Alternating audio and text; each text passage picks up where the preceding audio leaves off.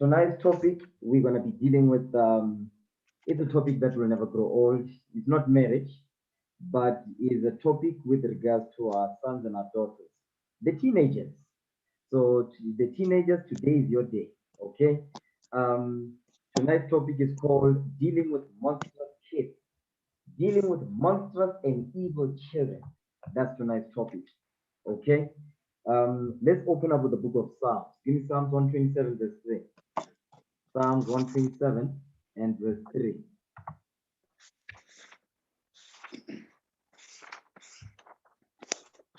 Psalm chapter 127, verse 3. Lo, children are an heritage of the Lord, and the fruit of the womb is his reward. Okay, I need some power in this thing. Okay, read verse 3 again. Psalm chapter 127, verse 3. Lo, children are an heritage of the Lord, and the fruit of the womb is his reward. So the Lord is teaching us that children are an inheritance of the Lord. They are a heritage of the Lord because they are the ones that are going to continue they're going to continue in the next generation to continue the testimonies of the Lord. You understand? It says the fruit of the womb is his reward. The fruit of the womb is the children. You understand? But he's not talking about monsters and evil kids. He's talking about children that are upright, children that obey their parents, children that keep God's commandments. You understand? That's the children that are a fruit of the womb. Those are the children that is the reward of the fruit of the womb. Monsters and evil children, they are not a reward. They are evil and they need to be put down. We're going to read the scriptures. Okay, watch this. Jump down to verse 5 now. Read that thing. Verse 5. Psalm chapter 127, verse 5. Happy is the man that hath his quiver full of them. Read. They shall not be ashamed, but they shall speak with the enemies in the gate. You see what he's saying? He says, happy is the man that hath his quiver full of them, meaning full that them is the children. They shall not be ashamed, but they shall speak with the enemies in the gate, meaning these children are going to be built up and raised up in the law, and guess what? They'll be able to deal with our enemies. You understand? Because at the gate, that's where you find the leadership of Israel. Okay? Watch this. Give me Proverbs give me Psalm 78. Let's start at verse 1. Psalm 78, verse 1. Psalm chapter 78, verse 1. Give ear, O my people, to my law. Incline your ears to the words of my mouth. The words of the Lord's mouth is this Bible. The Lord is commanding us, he says, incline your ears to the words of my mouth. Because as a people, we are dull of hearing. That's why he's commanding us to incline our ears to the words of his mouth, which is the Lord. Read. I will open my mouth in a parable. I will utter dark sayings of old. So the Lord says he will utter dark sayings of old. Read on. Watch this. Which we have heard and known, and our fathers have told us. You see what he's saying? Which we have heard and known, and our fathers have told us. Because it's the job of the fathers to teach the children God's commandments, to raise them up in the law. You understand? That's why it says, which we have heard and known, and our fathers have told us. All this, let's go to the book of Deuteronomy. Deuteronomy chapter 31. Deuteronomy chapter 31, verse 12. Read that. Deuteronomy chapter 31, verse 12. Gather the people together, men and women and children. And what? And children. And children. It says, gather the people together, men, women, and children. And children. Okay? Read that part again. Deuteronomy chapter 31, verse 12. Gather the people together, men and women, and children, and thy stranger that is within thy gates. Read. That they may hear. That they may what? That they may hear. That they may hear. That they may hear. Because what our fathers did, our forefathers taught the laws of God. They taught the laws to all Israel. So to the men, meaning the fathers, women, the mothers, and the children, that they may hear. You understand? That's what's going on now. That's what we are doing this day. You understand? All this, go back to Psalm 78, verse 3 again. Psalm chapter 78, verse 3. Come on. Which we have heard and known. Come on. and our fathers have told us. You see that thing? Which we have heard and known, and our fathers have told us, meaning they have taught us. Okay, so what we are reading in Deuteronomy 31, that's exactly what Moses is doing. Moses was a father. You understand? He was commanded of the Lord to make sure that men, women, and children hear the word of God and know the word of God and apply it to their lives. Okay, go back to Deuteronomy 31, verse 12 now. Again, you know what? Start at verse 11. Start at verse 11. Deuteronomy chapter 31, verse 11. Mm-hmm.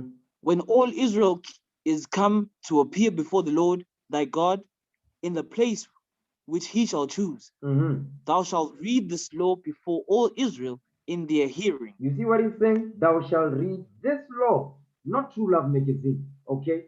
Not Latum. No, no, no, no. Thou shalt read this law, the Bible. You shall read the Bible before all Israel in their hearing. That's what our forefathers did.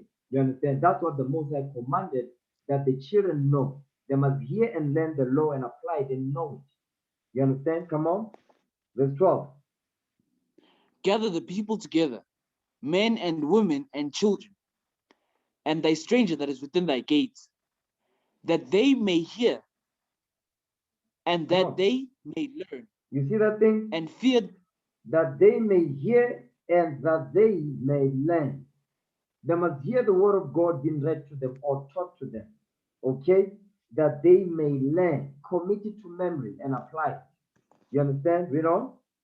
And fear the Lord your God, and observe to do all the words of this law. So the reason why they're supposed to hear and learn is so that they can fear the Lord their God.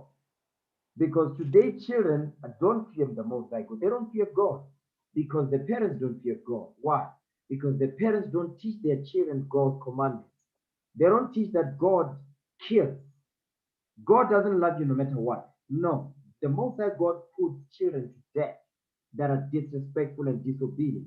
Okay, come on. Verse 13. And that their children, which have not known anything, You see that thing? That may is the key hear. right there. The key is that they are children which have not known anything. Because children don't know nothing. The children do not know anything. They need to be taught God's commandments. From the moment they are born until they die, they need to be in the laws of God. You understand? If they go outside of God's commandments, that's when sin enters in. That's when death and destruction comes in. Okay? Read that again, verse 13. Deuteronomy chapter 31, verse 13.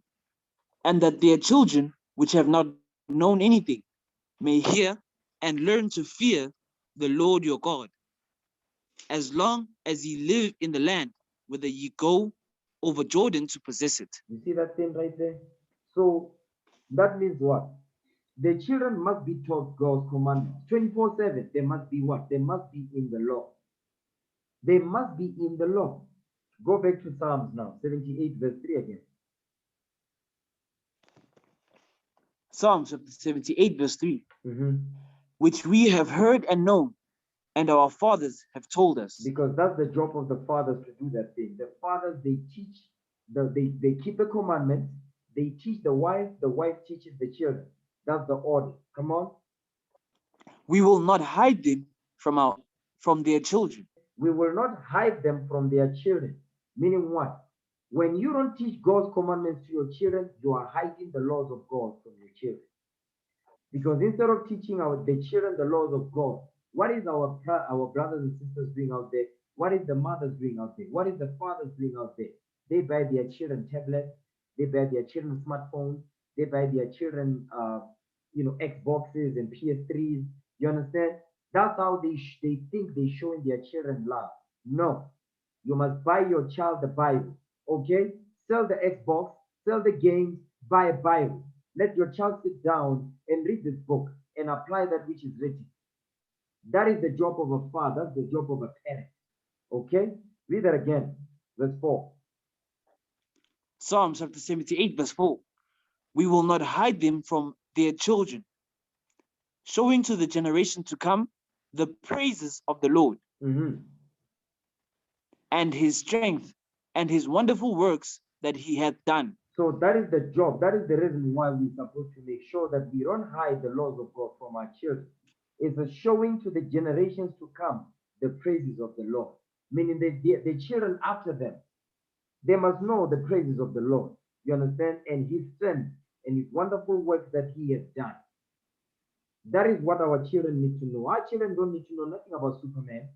They don't need to know nothing about Spider-Man. You understand? They don't need to know nothing about Wolverine. Our children must know God's commandments and the things that the Lord did for us when we left Egypt. You understand? When the Lord delivered us out of the hands of the Assyrians, out of the hands of the Greeks, out of the hands of the Romans. You understand? Our children need to know that thing. Okay, because that's their history. That's how they're going to see how glorious the Lord is, and they're going to put their hope in the Lord. Okay, come on. For he established a testimony in Jacob and appointed a law in Israel, which he commanded our fathers, that they should make them known to their children. The book of Psalm, chapter 78, verse 5. For he established a testimony in Jacob and appointed a law in Israel, which he commanded our fathers, that they should make them known to their children. So the Lord, the Most High God, he established a testimony in Jacob, not in all nations, a testimony in Jacob, which is the 12 tribes of Israel, and appointed a law in Israel. That is what was appointed to us.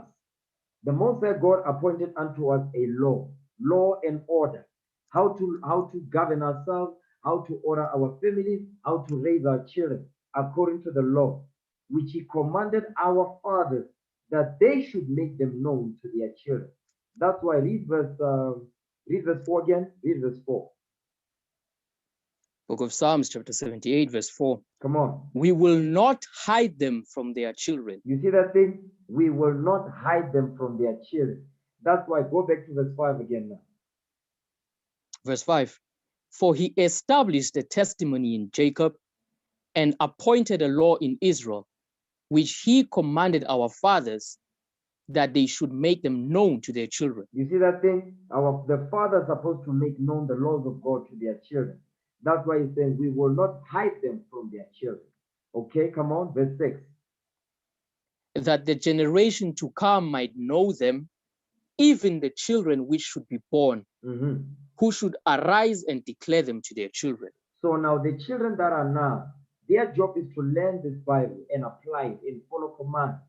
That the children that they're going to have, they also will be raised up in God's commandments. That is the key here. You understand? Come on. That they might set their hope in God and not forget the works of God, but keep his commandments. You see that thing? That is the key. That they might set their hope, meaning their faith. Their faith must be in the Lord. Their faith must not be in DSTV. Their faith must not be in soccer, in Pirates or Chiefs or Sundowns, because that's what's going on today. Our children, that they put their hope in soccer when they're supposed to put their hope in the Lord. They have put their hope in joining gangs. They put their hope in what? In teenage pregnancy. You understand? In peer pressure. They put their hope in that thing. They have put their hope in disrespecting the parents. That is the hope our children have today. That's why they are monsters. Because when they don't get what they want, guess what they do? They beat their mothers and fathers. They kill their mothers and fathers. You understand? Why? Because they are not being taught God's commandments. Read verse 8 again. The book of Psalms, chapter 78, verse 8. I'm sorry, read verse 7. Read verse 7 again. Book of Psalms 78, verse 7. That they might set their hope in God and not forget the works of God, but keep his commandments. But keep his commandments. I need you to jump back up to verse 5 again. Verse 5. For he established a testimony in Jacob and appointed a law in Israel, which he commanded our fathers, that they should make them known to their children. Now watch this. Give me Deuteronomy chapter 6, verse 4. Deuteronomy chapter 6, verse 4. Fathers are commanded to teach their children God's commandments. Okay, watch this. Psalm chapter 6, Deuteronomy chapter 6, verse 4. Is that? The book of Deuteronomy, chapter 6, verse 4. Hear, O Israel, the Lord our God is one Lord. Read. And thou shalt love the Lord thy God with all thine heart, and with all thy soul, and with all thy might. So this is the commandment. This is the commandments that have to do with the Most High. You understand? Love the Lord thy God with all thine heart and with all thy soul and with all thy mind. That is what Christ explained in Matthew 22. Come on. Verse 6. And these words which I command thee this day shall be in thine heart. Meaning shall be in your mind. The only way they're going to be in your mind, you need to apply. Come on. And thou shalt teach them diligently unto thy children. It says, and thou shalt teach them diligently unto thy children. Meaning what? You have to be creative when it comes to the laws of God, when it pertains to your children. You need to give them scenarios. You need to be able to ask them questions based on the events that are going on around them.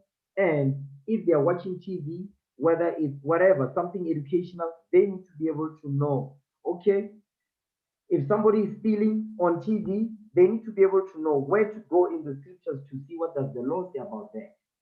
You understand? You put your keys on the table somewhere, or you leave your phone on the table, your child comes and take it, that's stealing because they never asked for you. They never asked for it.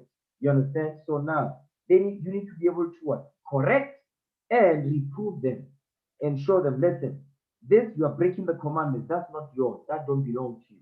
What law are you breaking? They need to be able to see, thou shalt not steal, thou shalt not covet. You understand? They need to know stuff like that. So you need to be able to teach them diligently. You have to be creative. Okay? Read that again. The book of Deuteronomy, chapter 6, verse 7. And thou shalt teach them diligently unto thy children, and shalt talk to them when thou sittest in thy house. Thou shalt what? Thou shalt talk of them when thou sittest in thine house. So you must talk about the laws of God when you're sitting in your house. You mustn't be watching generations, you're going through the Bible. No. Sit down with your children, okay? Whether it's your children, or whether it's your sisters or your cousins, whatever, your nieces and all that, those are your children, okay?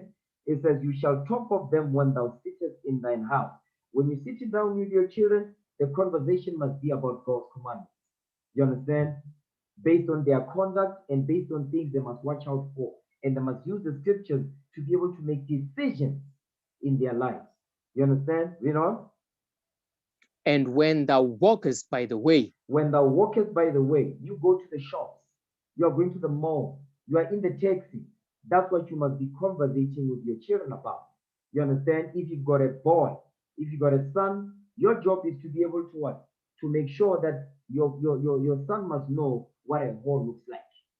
Your son must be able to know that's a whore right there. You see how she's dressed? She's wearing pants. She's wearing mini skirts. Her cleavage is out. That's a whore right there. We've got a daughter. You look at a boy. You look at a so-called man. You look at him and say, okay, he's got blonde hair. Okay, he's wearing tight pants. That's the effeminate, brother. That's the gay man right there. He's not a man.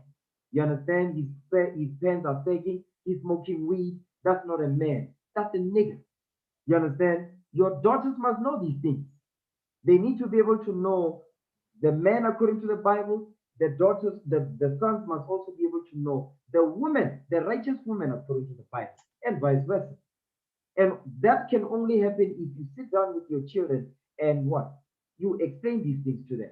Whether you are sitting down in the house, when you go to the shops, you must be, that's the conversation, to make sure that they rehearse them in their spirit.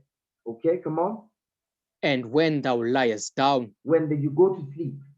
So, in the world, when you watch movies and all of that, they have bedtime stories. The bedtime stories, they'll be reading Cinderella. They'll be reading whatever. Okay, Barbie and whatever. No. You sit down, you go over the history with your children. You understand how the Lord delivered us out of Egypt. The plague of Egypt. You understand? The exodus out of Egypt. That's what you must show your children. How the Lord delivered us out of Persia, out of the hands of the Greeks and so forth. You must be, that's the history they must know. You understand? Come on. And when thou risest up. When they wake up in the morning, you sit down with your children. They must understand the Lord. You must go over them. You must go over the scriptures with them. You understand? So it's a whole package. This is the deluxe package that the Lord has given to the fathers and mothers. Not the DSTV deluxe package or the premium. This is the true deluxe package right here. You teach your children, set them in order according to the Bible. Whether they are sleeping, whether they are before they sleep, when they wake up, when you're sitting down, when you're walking with them, by the way, the conversation must be about God's laws. Watch this. Give me the book of Philippians 1, verse 27. The book of Philippians, chapter 1, verse 27. Pray. Only let your conversation be as it becometh the gospel of Christ. You see that thing? It says only. It's very specific. Only let your conversation be as it becometh the gospel of Christ. The things you talk about must be about this Bible. Whatever something happening in the world, use the Bible to relate it to the Bible. Where can you go to actually make what you are seeing in the world to come to life? You bring the Bible to life, the scriptures. Whether it's the corona, whether it's the gang, whether it's the rape, whether it's the teenage pregnancy, whether it's the STD, whether it's the HIV, all of that, you must use the scriptures to be able to explain what's going on in the world. That's why it says, only let your conversation be as it becometh the gospel of Christ. That's a commandment. That's not a suggestion. Read on. That whether I come and see you or else be absent, I may hear of your affairs, that ye stand fast in one spirit, with one mind, striving together for the faith of the gospel. You see that thing? That's the key right there. Whether we are among you, because right now when we are among each other, everybody's on their best behavior. The challenge comes in, now the true test comes in when you are by yourself. When you're not among the brethren, when you're not among the brothers and sisters, that's when now we're going to see if you really apply what is written, if you're going to stand for the gospel or not. You understand? Now watch this. Give me the book of Proverbs now. Give me Proverbs 22 verse 15. Proverbs chapter 22 verse 15. Because the Most High commanded us to teach our children God's commandments. Okay? And he's explaining to us, he's giving us the blueprint on when it must be done.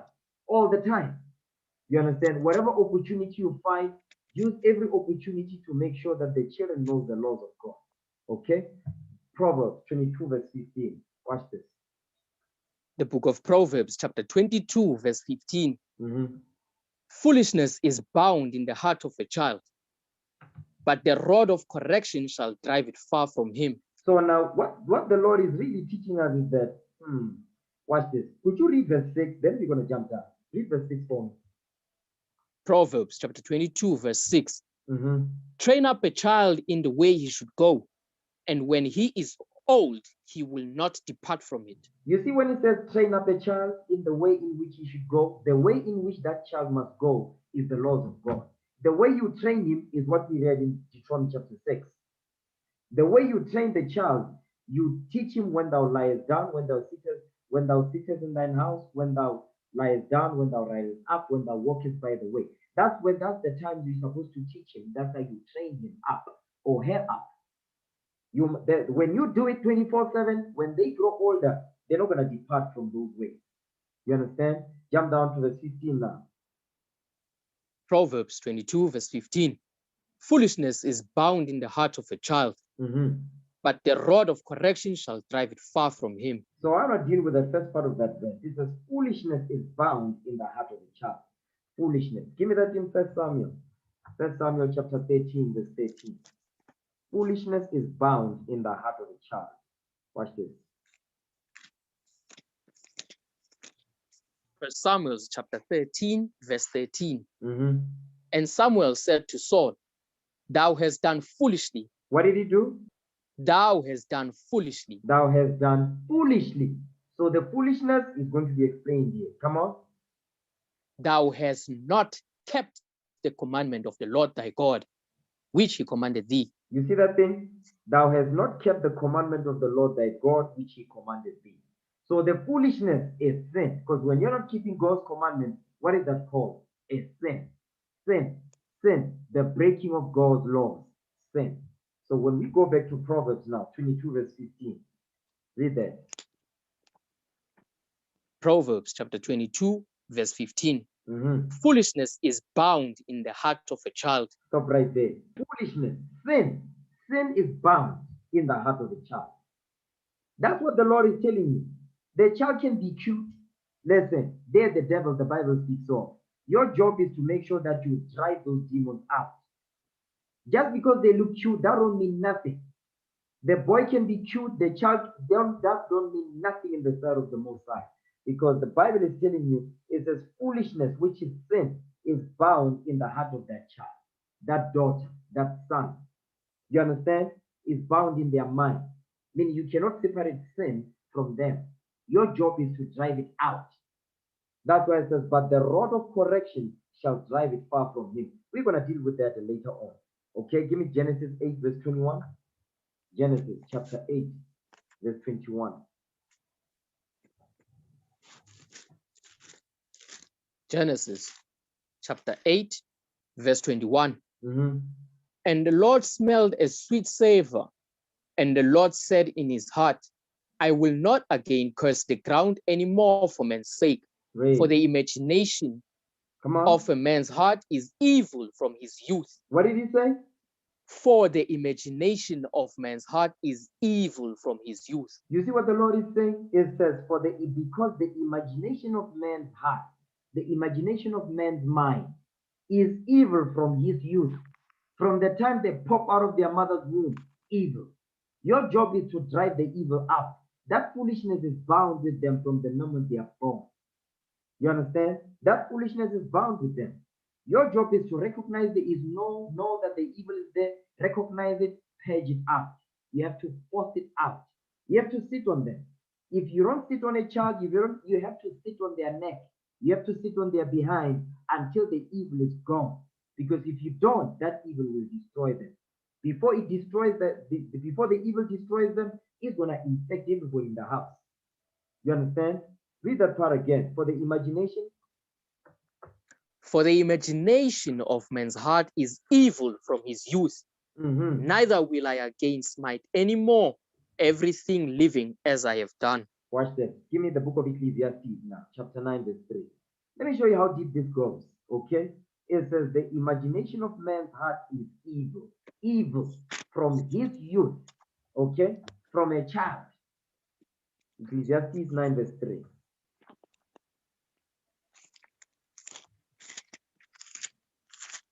Ecclesiastes chapter 9, verse 3. Mm-hmm.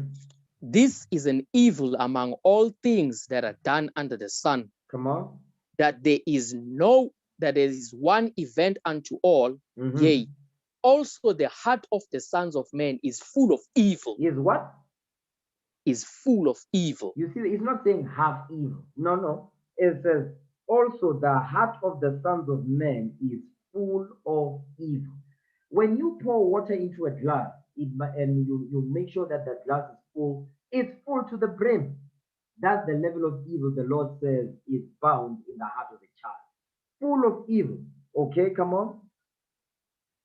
And madness is in their heart while they live. Mm-hmm. And after that, they go to the dead. You see that thing? And madness is in their heart. Craziness is in their heart. You ever seen these children today, the way they behave? Very disrespectful to the elders. They're very disrespectful to their uncles, to their brothers, to their sisters. Very disrespectful. You say something, they feel they need to say something back. You correct them, say, don't do this, don't do that. They feel they need to respond. You understand? We didn't get that when we was growing up. If you felt they need to respond, you got the beat down. Today, the children, they don't get beat down. By the way, the Lord says we must beat the children. Understand that? That's how you're going to drive the evil out of their mind. You must give them the beat. That's what the Lord is commanding the men and the women too. Okay? Because women tend to play with their children. You understand? They feel sorry for them. They must get the beat.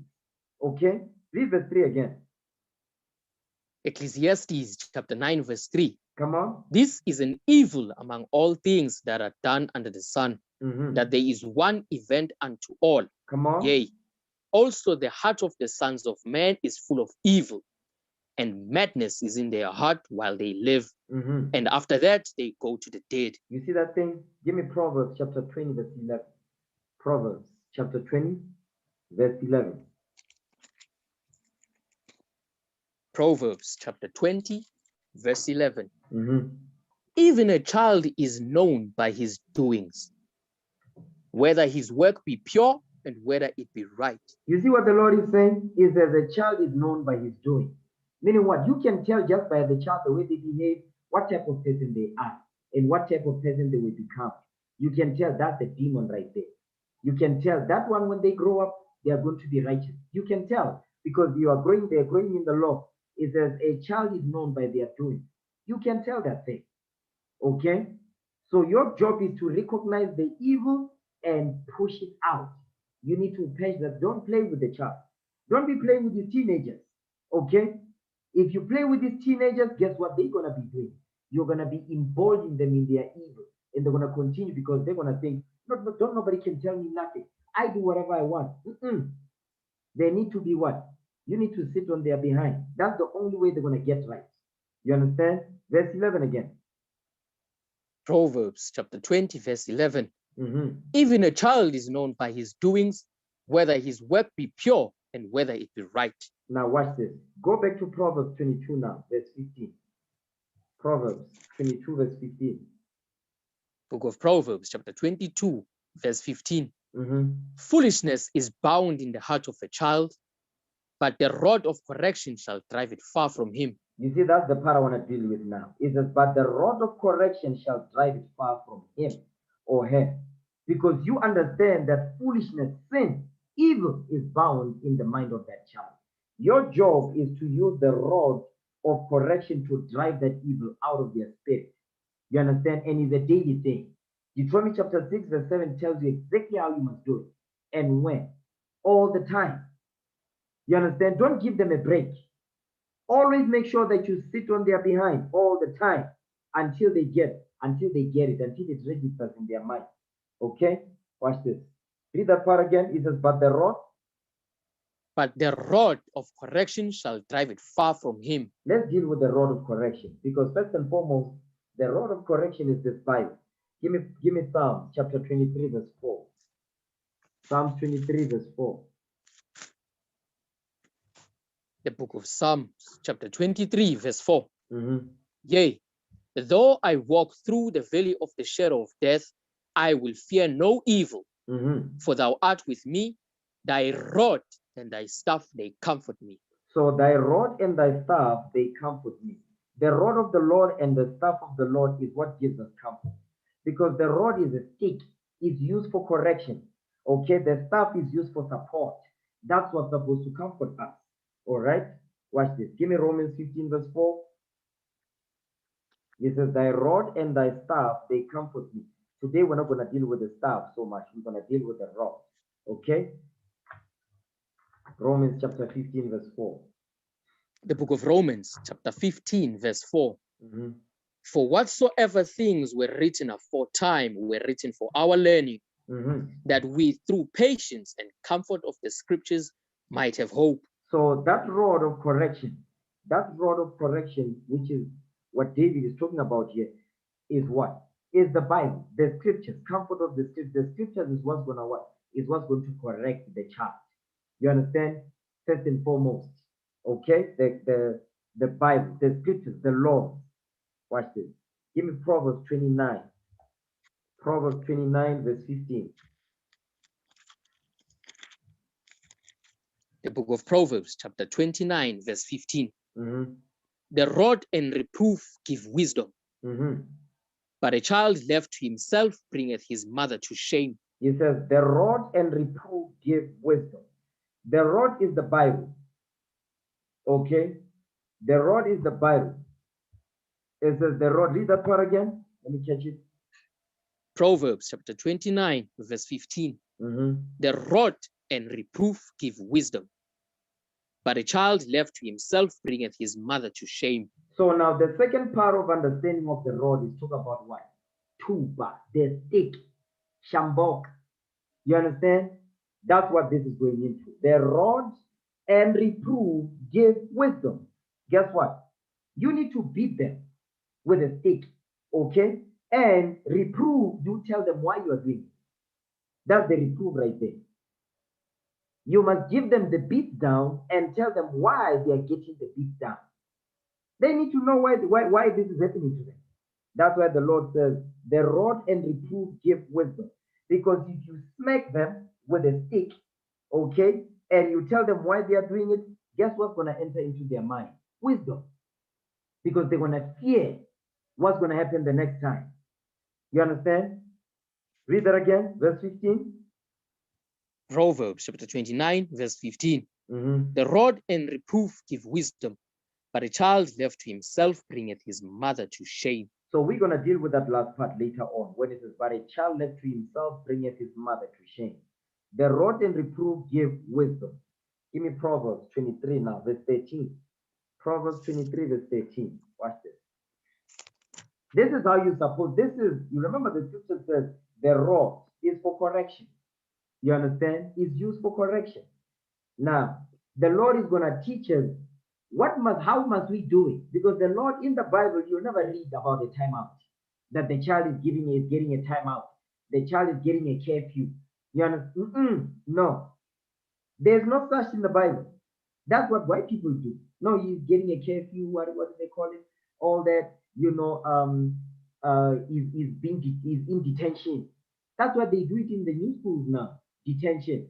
You know, when we was going at school, when I was in high school and primary, we got the beat down. You understand? You'll be lining up. You understand? The teacher will be having this long stick. You get the beat down of your life. You understand? There was no timeout when we was going to high school. There was no timeout when we was in primary. Never. Okay? Read that. Proverbs 23, verse 13. The book of Proverbs, chapter 23, verse 13. Come on. Withhold not correction from the child, Mm-hmm. for if thou beatest him with the rod, he shall not die. Read that part again. For if thou what? For if thou beatest him with the rod, he Uh-huh. shall not die. You see, I like that word right there. It says, for if thou beatest him. He's not saying give him detention. He's not saying give him a timeout. If you beat him, you see that word right there? That's the word right. That's the magic word right there. If thou beatest him with the rod, he shall not die. He's not gonna die. He's gonna get wisdom though. Go back to Proverbs 29, verse 15, so we can understand what that rod is used for. For beating the child. Okay? Read that thing. Book of Proverbs, chapter 29, verse 15. Come on. The rod and reproof give wisdom. They do what? Give wisdom. They give wisdom. Go back to Proverbs 23, verse 13. Proverbs chapter 23, verse 13. Come on. Withhold not correction from the child, for if thou beatest him with the rod, he shall not die. He's not going to die. He's going to get wisdom. He's not going to die. Instead, he will get wisdom. That's why it says, train up a child in the way he should go. When he is old, he will not depart from it. Why? How are you training him up? You read him the scriptures. Their job is to apply. If they don't, they get the beat down. That's how they're not gonna depart from it. They need to understand cause and effect. Because today's children, they don't understand cause and effect. That's why the Lord is commanding us they must what? They must be smacked. You understand? Watch this. Give me the book of Sirach, chapter 30, verse 12. Ecclesiasticus, the Apocrypha, chapter 30 and verse 12.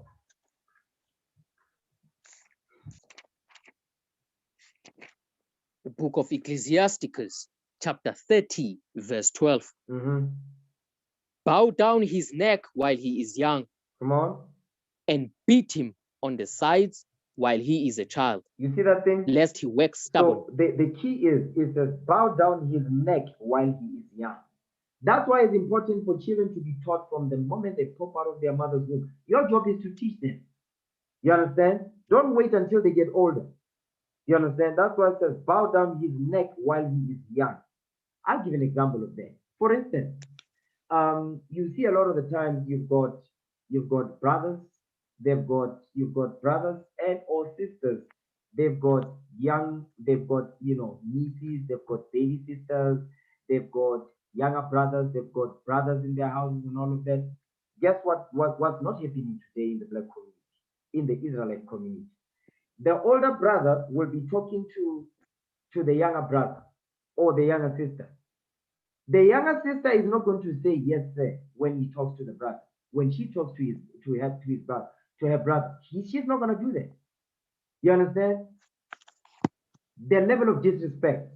Then you've got young girls talking to their uncles. They be saying, Yahweh, Naman. You see that thing?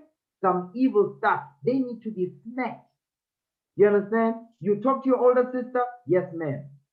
That's what I want to hear in this camp. I don't want to hear none of that. If I hear anything outside of that, listen, I'm going to check you.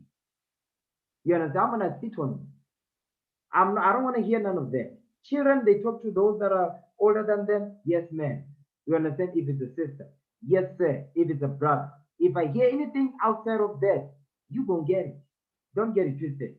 There will not be disrespect in this camp. Understand that thing. We're gonna keep what is written. Come hell or high water, we're gonna do what this Bible says. You understand? Read that again. Verse 12. Book of Ecclesiasticus, chapter 30, verse 12. Mm-hmm. Bow down his neck while he is young, Read. and beat him on the sides while he is a child, Read. lest he wax stubborn and be disobedient unto thee, and so bring sorrow to thine heart. You see what he's saying right there? You must make sure that you bow down their neck while they are still young. Make sure that you teach them respect while they're still young. Because today, I'm gonna go back to that again because that's what's going on in the Israelite community. Young girls talking to their uncles or their older brothers, they are not speaking to them like they are speaking to their somebody that is older, to their brother or their older sister. They don't do that. They just say yes. You talk to them, they just say yes, like they are talking to their peers. No, yes, sir, yes, ma'am. Okay? That's the law. That's the respect. That's how you bow down their neck while they are still young. You understand? If they are calling their sister by name, you understand? They must say sister so and so. They must not be calling them by name just like that. Where do you read that in the scriptures? You don't see stuff like that. You understand? When they're talking to their brother, their older brother, they mustn't be saying, no, Bongan. No, brother Bongan. You understand? We don't want to hear none of that stuff. But that's the reason why you see so much disrespect in the nation of Israel. It's a new day. Okay? Read that part again, verse 12. Book of Ecclesiasticus, chapter 30, verse 12. Read. Bow down his neck while he is young, Mm-hmm. and beat him on the sides while he is a child. The Lord is telling you, says, beat him on the side while he is a child.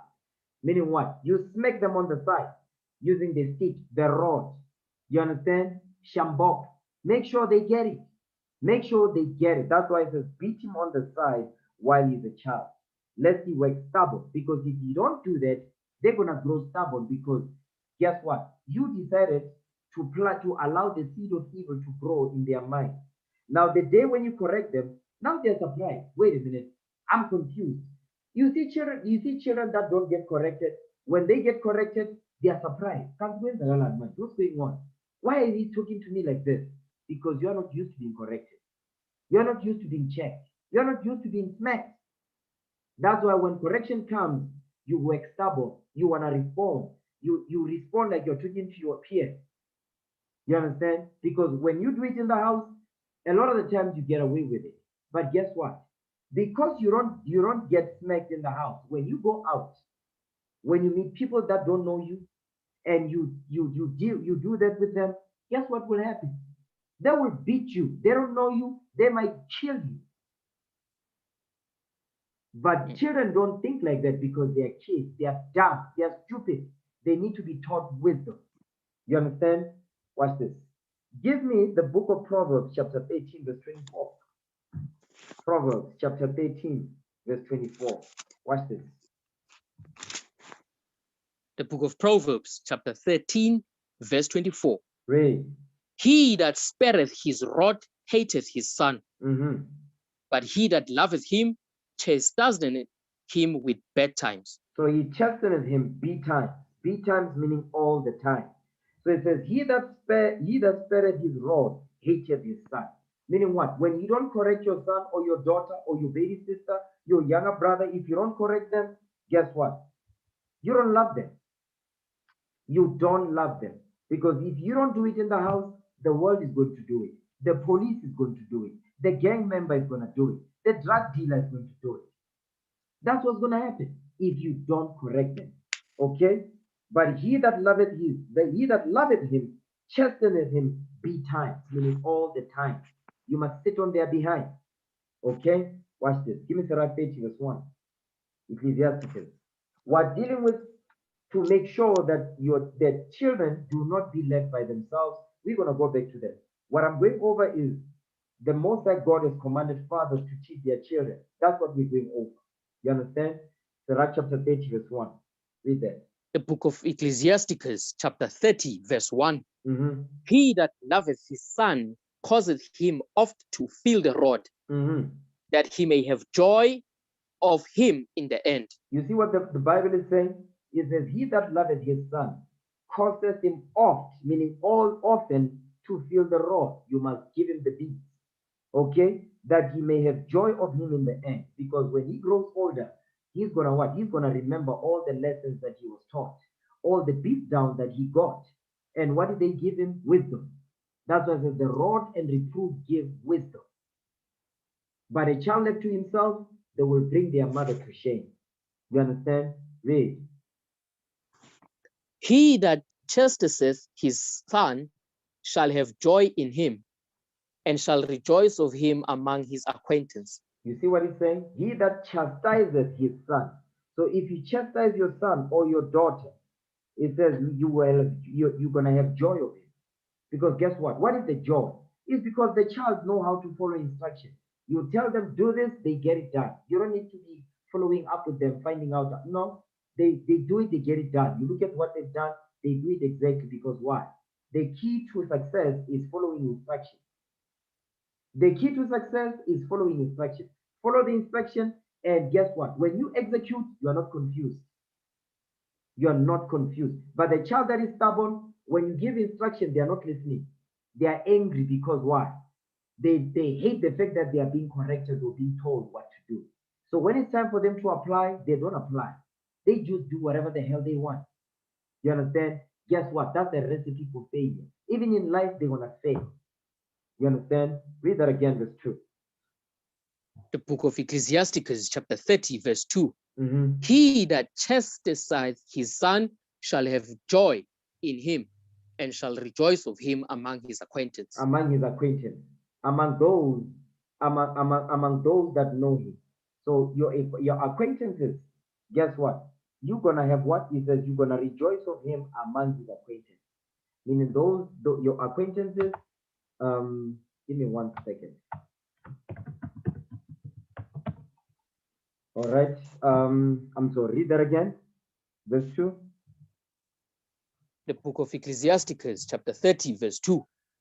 He that chastiseth his son shall have joy in him, Mm-hmm. and shall rejoice of him among his acquaintance. You see that thing? When you're among your acquaintances, you're gonna rejoice of your son or your daughter because they will be respectful.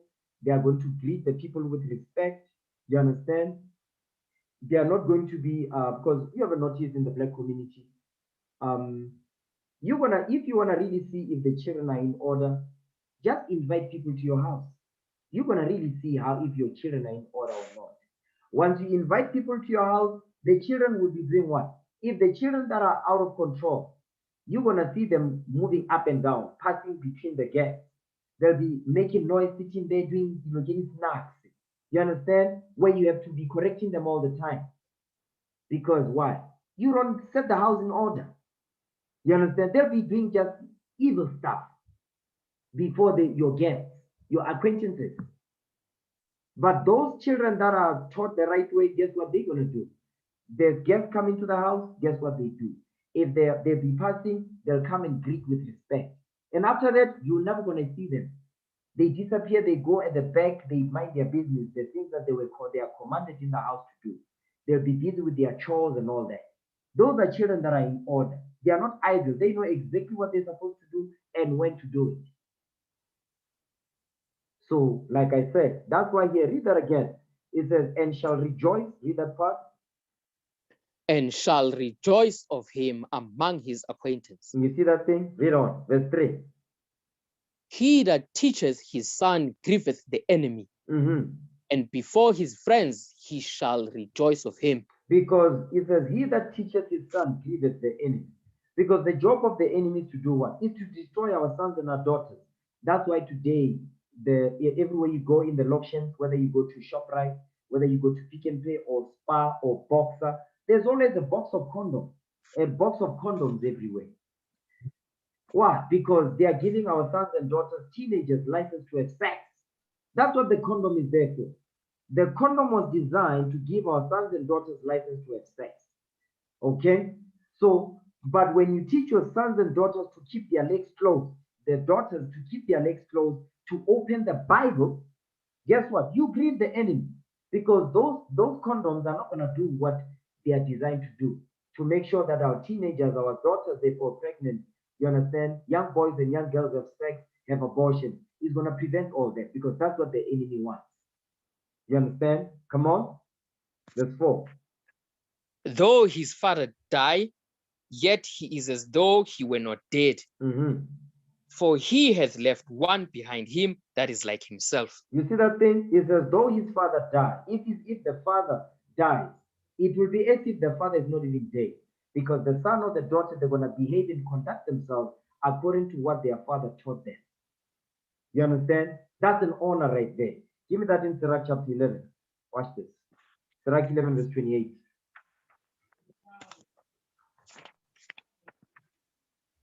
The book of Ecclesiasticus, chapter 11, verse 28. Judge none blessed before his death, for a man shall be known in his children. You see what the Bible is saying? It says, don't judge anybody blessed before they die. Okay? For a man shall be known in his children. That's what we are reading in Sirach chapter 30. Okay? Verse 4. Don't judge anybody blessed before they die. Once they are dead, you look at their children, how their children conduct themselves. Then you're going to know, that man right there, that man was blessed. Look at his children. Look at his sons. Look at his daughters. They are upright. They do what his Bible says. They are honorable. You understand? Don't bring shame to the house. You brothers, as you are growing up, as you coming up in this truth, you understand, you're going to get married.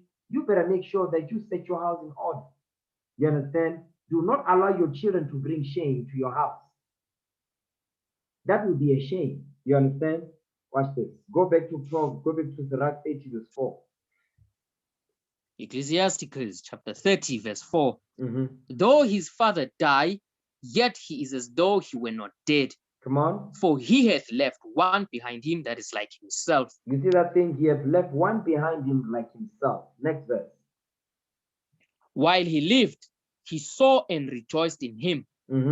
And when he died, he was not sorrowful. You see that thing? When his father died, he wasn't sorrowful that, you know what?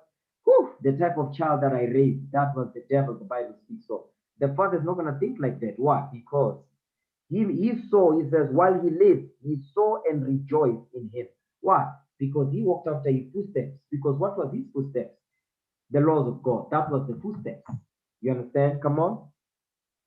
He left behind him an avenger against his enemies, and one that shall requite kindness to his friends. You see that thing? He left behind him an avenger against his enemies. So these, our children, they are avengers. If they are taught the laws of God and they apply God's commandments and keep the laws of God, they are avengers. Because when we are dead and gone, guess what? They're going to continue this truth. They want to push this truth forward to wake up the nation so that we become honorable before the Father that which is in heaven. Right now, as a nation, we are not honorable. Why? The branch of the Lord is not beautiful right now. Why? Because men and women, they are doing evil before the Lord. So we are not beautifying the Most High God before men. Okay, we are making our Father in heaven look bad. That's what we are doing. So we need to clean that image. We need to clean that up. It's our responsibility to do that with this Bible. Okay? Watch this. Read verse 7 now. Ecclesiasticus chapter 30 verse 7. He that maketh too much of his son shall bind up his wounds, and his bowels will be troubled at every cry. Now that's a heavy verse right there. Read verse 7 again. Ecclesiasticus chapter 30 verse 7. He that maketh too much of his son shall bind up his wounds, and his bowels will be troubled at every cry. So the Bible is saying, don't make too much of your son or your daughter. It says, he that maketh too much of his son shall bind up his wounds. Meaning what? Because if you are making too much of your son, meaning what? You are not correcting that boy. You are not correcting that daughter. You are emboldening them in their evil. You are teaching them an evil lesson. You understand that it's okay to do what they are doing. You understand? It says, and it shall bind up his wounds. Meaning, whatever wrong that your son or daughter gonna do, everybody gonna be looking at you, the parent. That's how you're gonna bind up their wounds. You understand? The people are not gonna talk about your son, they're gonna talk about you. That you are a poor parent, you are a bad parent. That's why your son or daughter is like that. You understand? It says, and his bowels will be troubled at every cry. Because every cry that your child gonna make, guess what? It's gonna make you sick. Because you allow this son or daughter to grow up being spoiled, to grow up being cuddled. Now when it's time for them to be a man or woman, now they cannot stand. They cannot take correction, and the world is harsh. When they can take when the correction comes, it's gonna be like then now they just want to kill themselves. You understand? So that's why the Lord is saying, don't make too much of your children. You understand? And to explain that, read verse 9. Jump down to verse 9. Ecclesiasticus chapter 30, verse 9. Mm-hmm. Conquer thy child, and he shall make thee afraid. Play with him, and he will bring thee to heaviness. You see that part right there?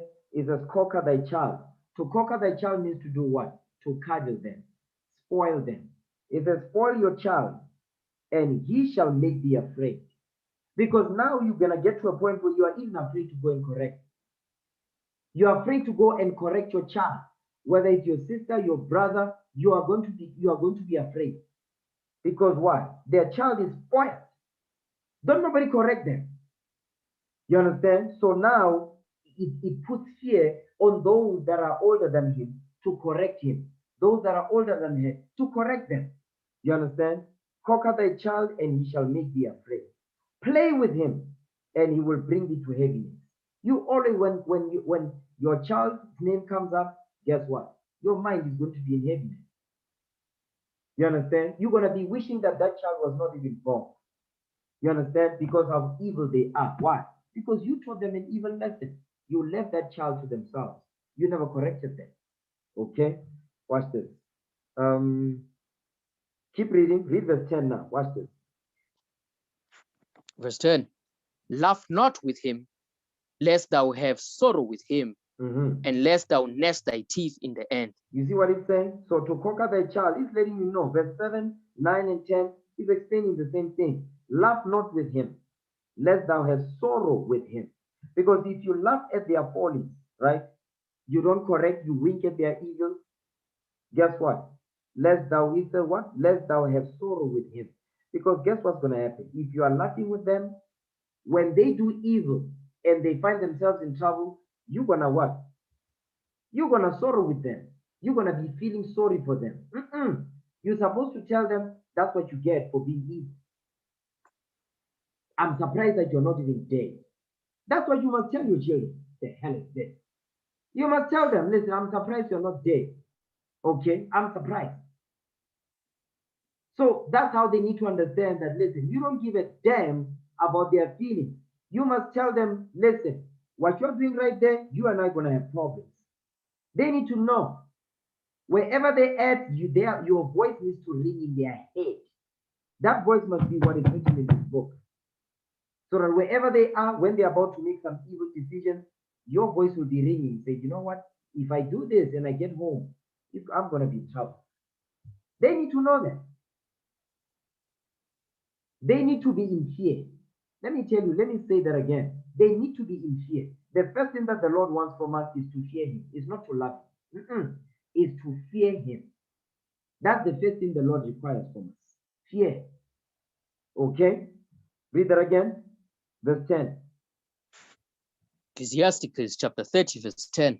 Laugh not with him, lest thou have sorrow with him, and lest thou gnash thy teeth in the end. You see that thing? And lest thou gnash thy teeth in the end. You're going to be regretting in the end. You understand? Jump down to verse 12. Bow down his neck while he is young, and beat him on the sides while he is a child, Come on. lest he wax stubborn and be disobedient unto thee, and so bring sorrow to thine heart. You see that thing right there? He's going to bring sorrow to your heart if you don't chastise him. Next verse. You know what? Wait. No, not now. I'm going to deal with this later. Okay? Watch this. Now, we dealt with how you're supposed to deal with this, how you're supposed to make sure that your child is in order. Okay? Watch this. What happens if you don't correct this demon? Let's deal with that now. What happens? What is the byproduct that you're gonna get if you don't correct that demon child that you've got? Whether it's a younger sister, younger brother, that's the demon right there. They need to be taught the laws of God. It's that simple. You understand? Watch this. Give me 2nd Ezra chapter 5 and verse 8. Okay? 2nd Ezra chapter 5, verse 8. Watch this. Second book of Ezra, chapter 5, verse 8. There shall be a confusion also in many places, and the fire shall be oft sent out again, and the wild beasts shall change their places, and menstruous women shall bring forth monsters. That's the key right there. And menstruous women shall bring forth monsters. Menstruous women is evil women, unclean women, mentally unclean, physically unclean, spiritually unclean women. They bring forth monsters. Because how are these women unclean? Guess what? They sleep around. They be doing all manner of evil stuff. Sleeping with Jabulani, sleeping with Bongani over there. By the time they are older, everybody's stuff is in themselves, is in there. You understand? The child that's going to come out, guess what? All the filth of Jabulani and Bongani and Chibos, they are all up in there. That child will come out a monster. And that's what we are seeing today. Monstrous children. Children that are stubborn, children that do not take correction. We see them when we go to the streets to teach. We see them when they work with their parents, their fathers and mothers. Their fathers, they are afraid of their children. Mothers are afraid of their children. Why? Because they say, no, just give him. Yes, man.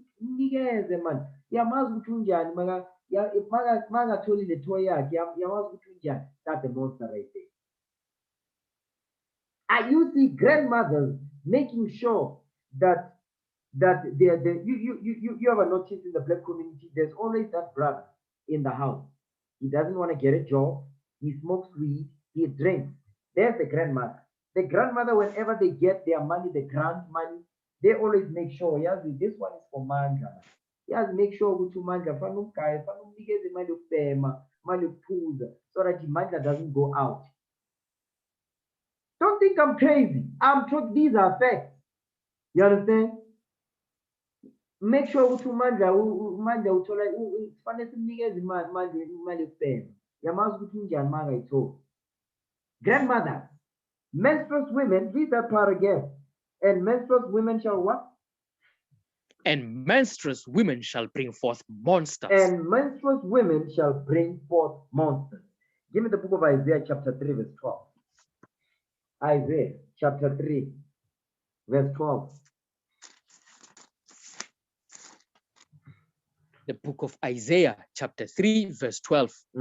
As for my people, children are their oppressors. Come on. And women rule over them. Read. O my people, they which lead thee cause to err.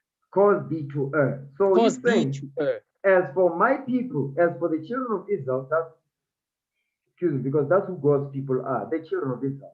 Children are their oppressors. How's the children oppressing the older generation? Is because women are ruling over them. They are being raised by their mothers. The father is not there. You see, children need a male presence in their life. Children need a strong male in their life who understands God's law.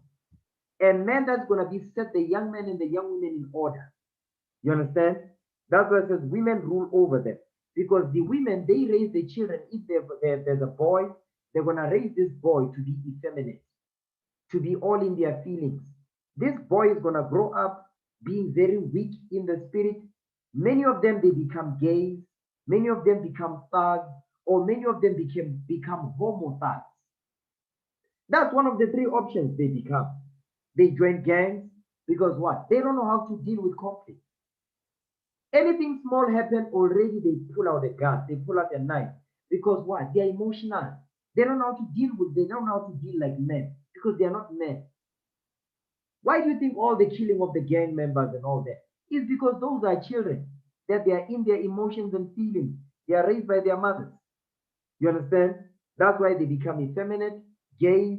You understand? They become gang members. They become homo thugs. They end up in jail. That's what happened.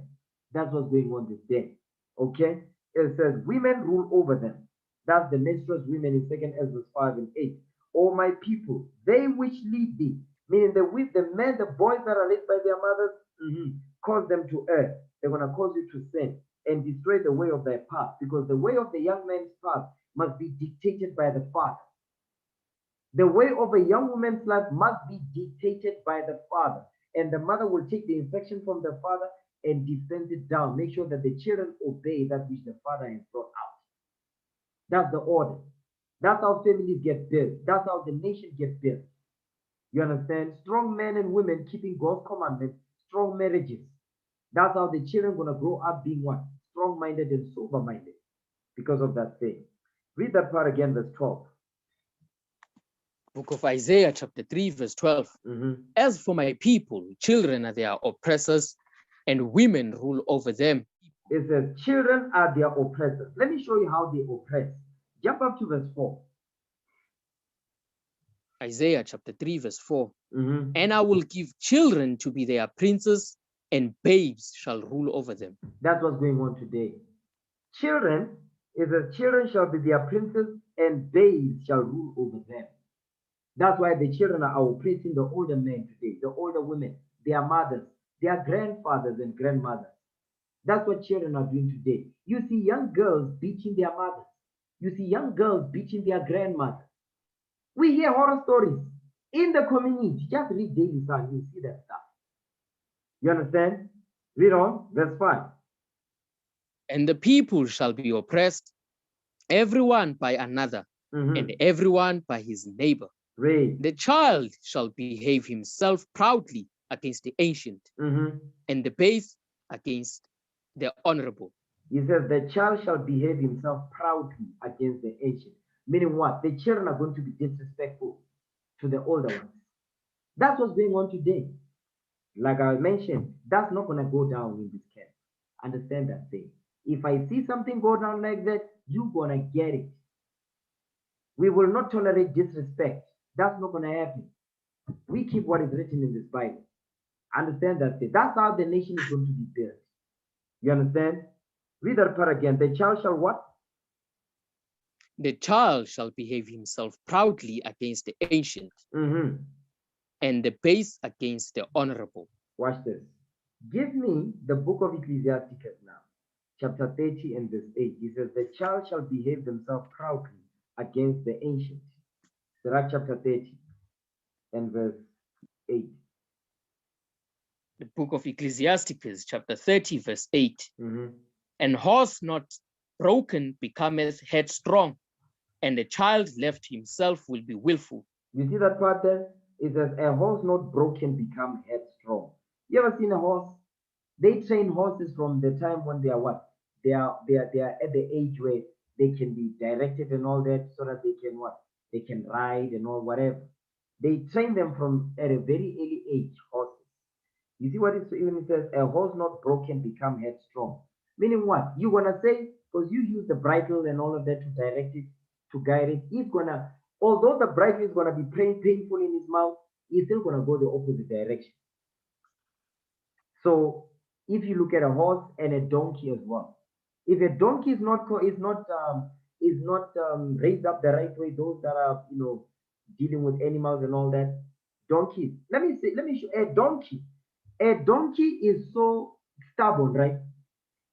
I've seen people that used to ride on donkeys in the bundles, okay? And you can see that these donkeys, they just bought them from somewhere. They didn't train them. So what the donkey will do, right? The donkey will see a tree right there. And the tree is tall, but is not that tall. It's tall enough such that if we are sitting on the cart that the donkeys are pulling, when the donkey goes into the tree, is going to make sure that the donkey, I don't even know how the donkey knows to go into a thorn tree. It goes into a thorn tree, and the people that are on the cart that the donkey is pulling, they are going to be what? They are going to make sure that their heads, they are going to be all up in that thorn tree. That's the donkey boy. And the donkey will sit under that tree. You're not going to move it. That's the donkey. So the children are like that if the child is not set in order. You understand? Your job is not to be friends with your child. The child needs to understand the relationship between the mother and the father. The child needs to be able to understand their relationship between their older sister and themselves. They need to understand that that relationship must be very clear. There must not be blurry lines. When you talk to your younger brother, listen, yes, ma'am. Did you do what I told you to do? Yes, ma'am. Likewise, you've got younger sisters, baby sisters, the same thing. No two ways about it. Every dog needs a master. Let me say that again. Every dog needs a master. You understand? Read that again, verse 8. The book of Ecclesiasticus, chapter 30, verse 8. And horse not broken becometh headstrong, and a child left to himself will be willful. A child left to themselves, they are going to be willful. They're going to do whatever the hell they want. Because when you leave them to themselves, that evil that is bred in them, guess what? You are watering it. You understand? Watch this. Proverbs 29:15. Let's go back there. Proverbs 29, verse 15. The book of Proverbs, chapter 29, verse 15.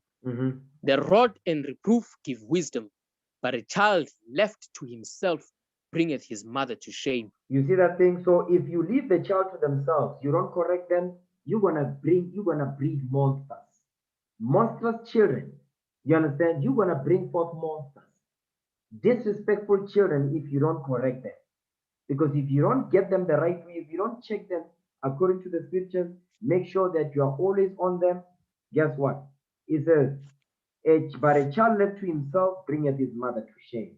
That's why in Sirach chapter 30, verse 8, it says, and he will be willful. If a child left to himself is going to be willful, he's going to bring shame to your house.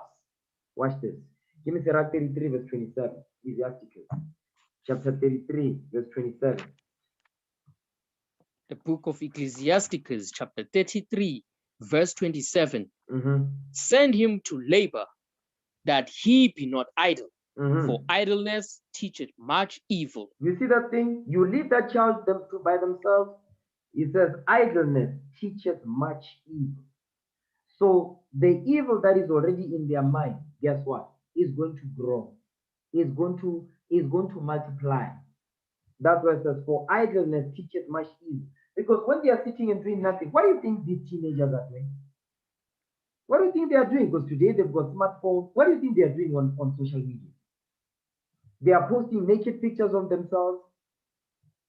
And I'm talking about young teenage boys and young teenage girls. That's what they do. They have a thing called sexting. They'll be sexting on social media, on WhatsApp. They'll be sexting. Today, WhatsApp has got videos now. They'll be what? Having video sex. That's what's going on today. And they post those things on WhatsApp, on Instagram. They post them on, Twitter and Facebook. You understand? That's what these teenage girls and boys do. That's what they do. They are full of evil. You understand? And when they get sick, guess who's supposed to take responsibility? The people in the house, the parents, the older brothers and the older sisters. Now they have to take responsibility. You should leave that child to drop dead. Why? Who told them to go in there? Who told them to draw? Who told them? Who sent them to go out there and have sex? Nobody did that. Now they get sick, you must take responsibility for that. No, hell no. You can drop dead, okay? Because you learn the lesson. Don't be doing that. Because we told you, when they come home sick, don't be saying, oh, my child. Say, I told you that. Didn't I tell you? That's how you must deal with it. I told you. And don't say nothing else. Keep it moving. Go about your life. They must feel it. They must understand. If you disrespect the laws of this house, you're on your own. They need to know that. Okay? Read that part again, verse 27. The book of Ecclesiasticus, chapter 33, verse 27. Mhm. Send him to labor, that he be not idle. For idleness teacheth much evil. For idleness teacheth much evil. These children, that's why our children today, they are involved in gangs, they are jollying, you understand, they're having boyfriends and girlfriends, they are smoking, they are drinking, you understand? It's because of what? They are too idle. They are not busy with nothing. They're supposed to be given chores. Children, as from the time when a child can be able to from 8 and all of that, they need to, not even from 8, that's too long, okay? From 5 years old, they need to know how to fold the clothes they wear. Teach them. They need to know how to fold their small clothes, okay? Not to put the shoes in a specific place. Make sure when they put their shoes is clean all the time. 6, 7 years old, then they advance in their chores. When they get to 7, 8, they must be able to know how to clean stuff. You understand? You must teach them to do that. 10 years old, they know how to work the kitchen. They know how to wash the dishes. They know how to clean the floor. They need to know how to do that stuff. They need to know that stuff. When they get to more, if they are over 10 years old, oh my God, man, there's so many stuff to do in the house. You understand? Girls, they need to know how to wash. They be washing clothes and all of that. They'll be cleaning the house. They'll be cleaning the bathroom. They'll be doing dishes. They'll be knowing how to cook. The young men, they need to do what? They need to do gardening. You know, when we was growing up, in the house, there's weeds growing. The weeds, they grow in the house, even outside, outside the gate, your house, there'll be weeds all over. That's the job of the young man. Their job is to make sure that they get a spade. You understand? They make sure that that whole area is clean and is well guarded and all that, taken care of. You understand? In the house, making sure all of that is good. When they see the fence is not good, they see, okay, the light bulb is wobbly, the door is not operating correctly. There's a toolbox in the house. If there's no toolbox, buy your younger brother a toolbox. The hell is this? You must get a toolbox, know how to fix stuff. You understand? The door of the rack is not working properly. You must get a toolbox. You must fix it. Keep him busy. They're not going to have time to do evil. You understand? Read on, verse 28. 28. Mhm. Set him to work Come on, as is fit for him. read. If he be not obedient, put on more heavy fetters. I love this verse so much. Read verse 28 again. The book of Ecclesiasticus, chapter 33, verse 28. Uh-huh. Set him to work as is fit for him. Come on. If he be not obedient, put on more heavy fetters. You see what the Lord is saying? He says, send this boy or this child, this daughter to work. Make sure that they are busy. But here's the part. He says, as is fit for him, meaning work that is what? That is appropriate to at their level. But watch the part. He says, if he be not obedient, if he is stubborn, he doesn't want to do it, guess what? Put more work on him. Put more work that is more heavier than him. Put more.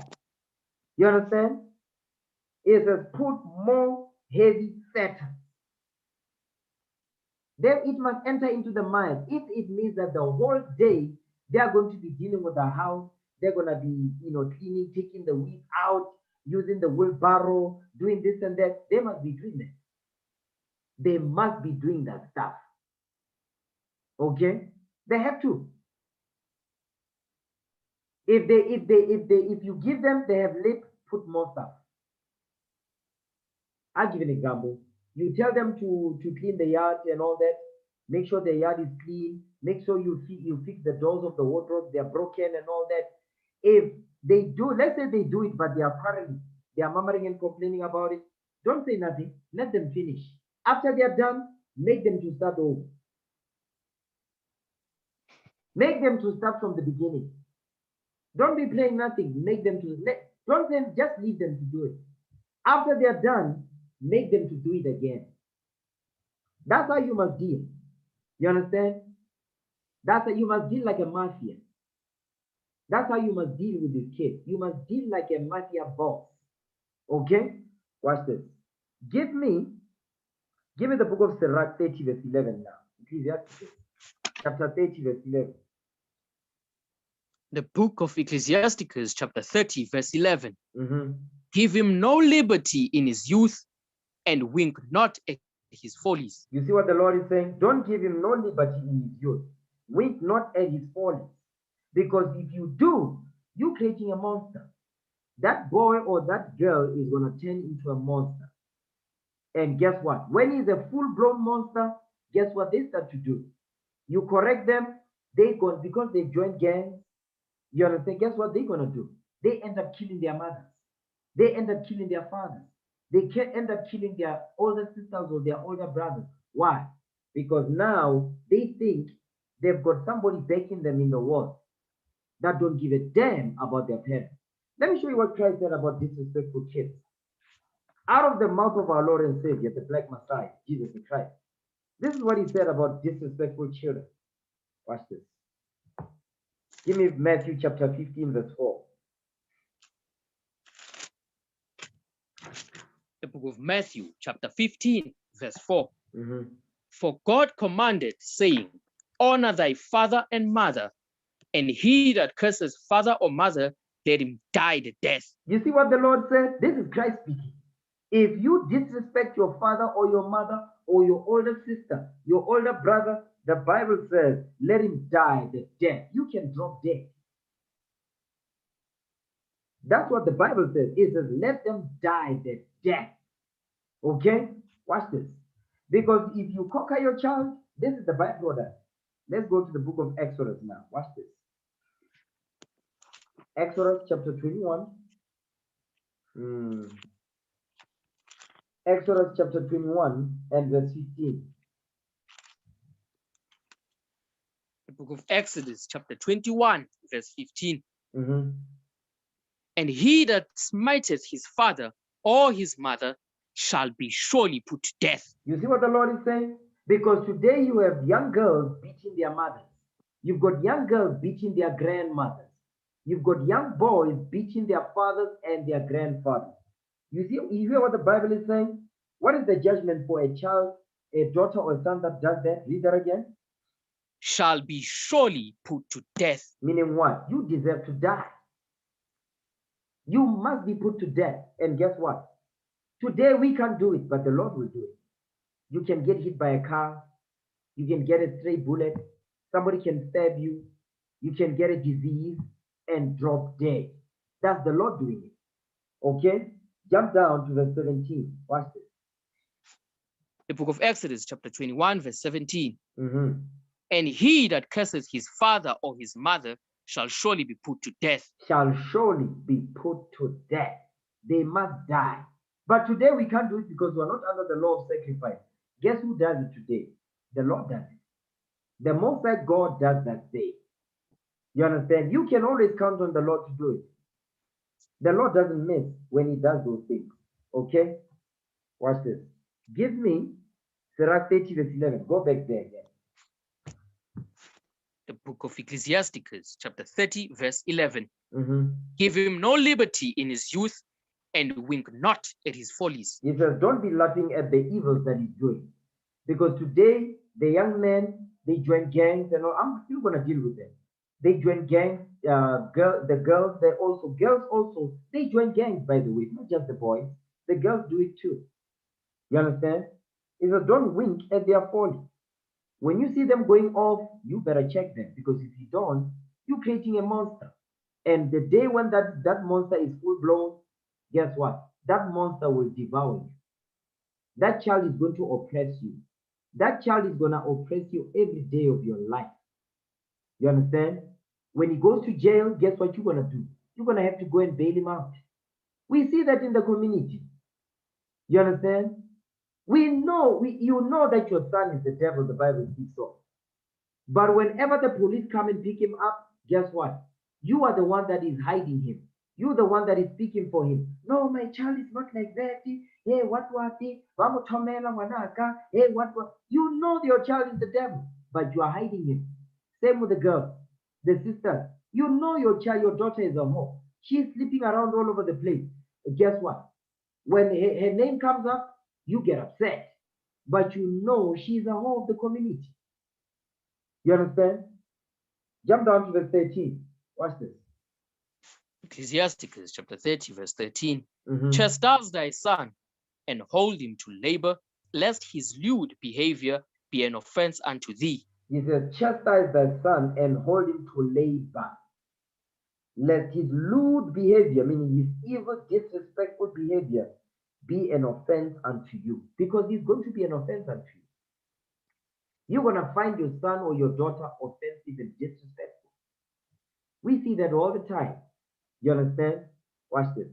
Now, we need to understand the children, they become monsters. Remember, we read in 2nd Ezra. Go back to 2nd Ezra so we don't lose that thought. Okay? 2nd Ezra chapter 5, verse 8. Second book of Ezra, chapter 5, verse 8. Mhm. There shall be a confusion also in many places, and the fire shall be oft sent out again, and the wild beasts shall change their places, and monstrous women shall bring forth monsters. Monstrous women shall bring forth monsters, because women rule over them. These are monsters that the women are raising today.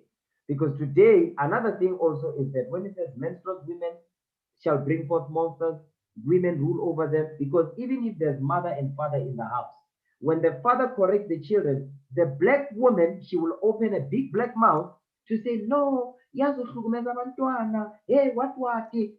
That's the reason why the children, they do whatever the evil they do, because the mother is sitting right there in the corner, making sure that when the father corrects the children, the mother's gonna be standing up, running a big mouth. That's why now you see today the family is divided, because the children, when they want to do evil, they know that the mother will be advocating for them, will be rooting for them. Guess what? Who becomes the bad guy? The father always becomes the bad guy. That's why today children, they hate their fathers, they love their mothers, because the mother is the one that is teaching their children to hate their father. Why? Because the father corrects and the mother make it seem like that's a bad thing. No, that's a good thing. You understand? Watch this. Give me Proverbs chapter 1, verse 10. Okay? This is what happens to these children. You know what? Give me Isaiah 51 first. Give me Isaiah 51, verse 20. Isaiah chapter 51, verse 20.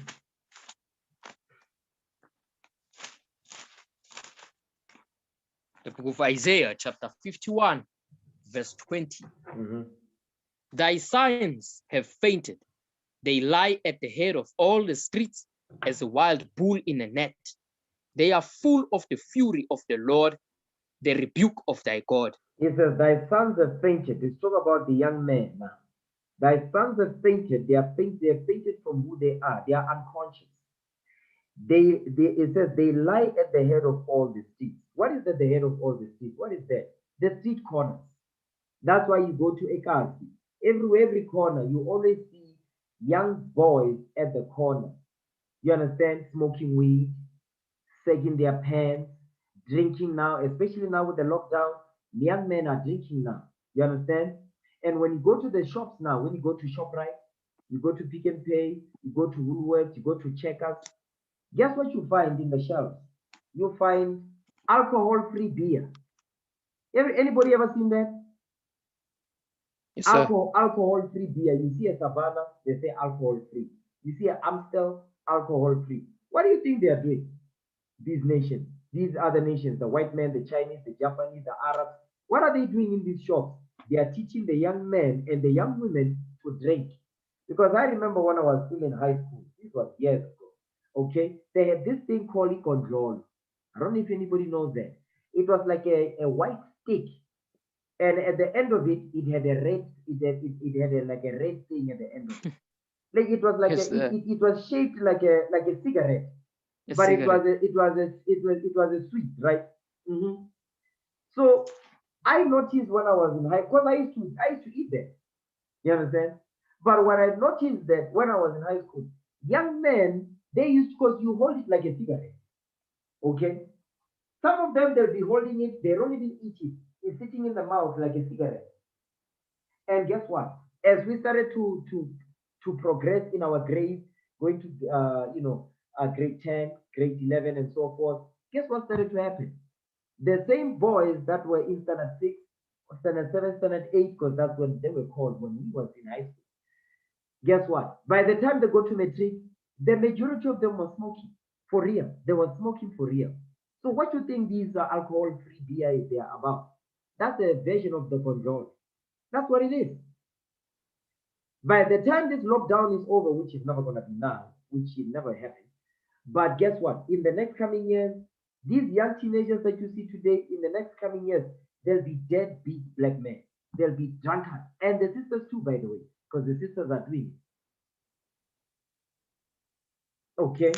That's why they're at the street corners. What do you think they're doing? They go to the shops because there's no age restriction. You go there, you go to the, like you are buying, Coca-Cola. You buy that Savannah free, alcohol free.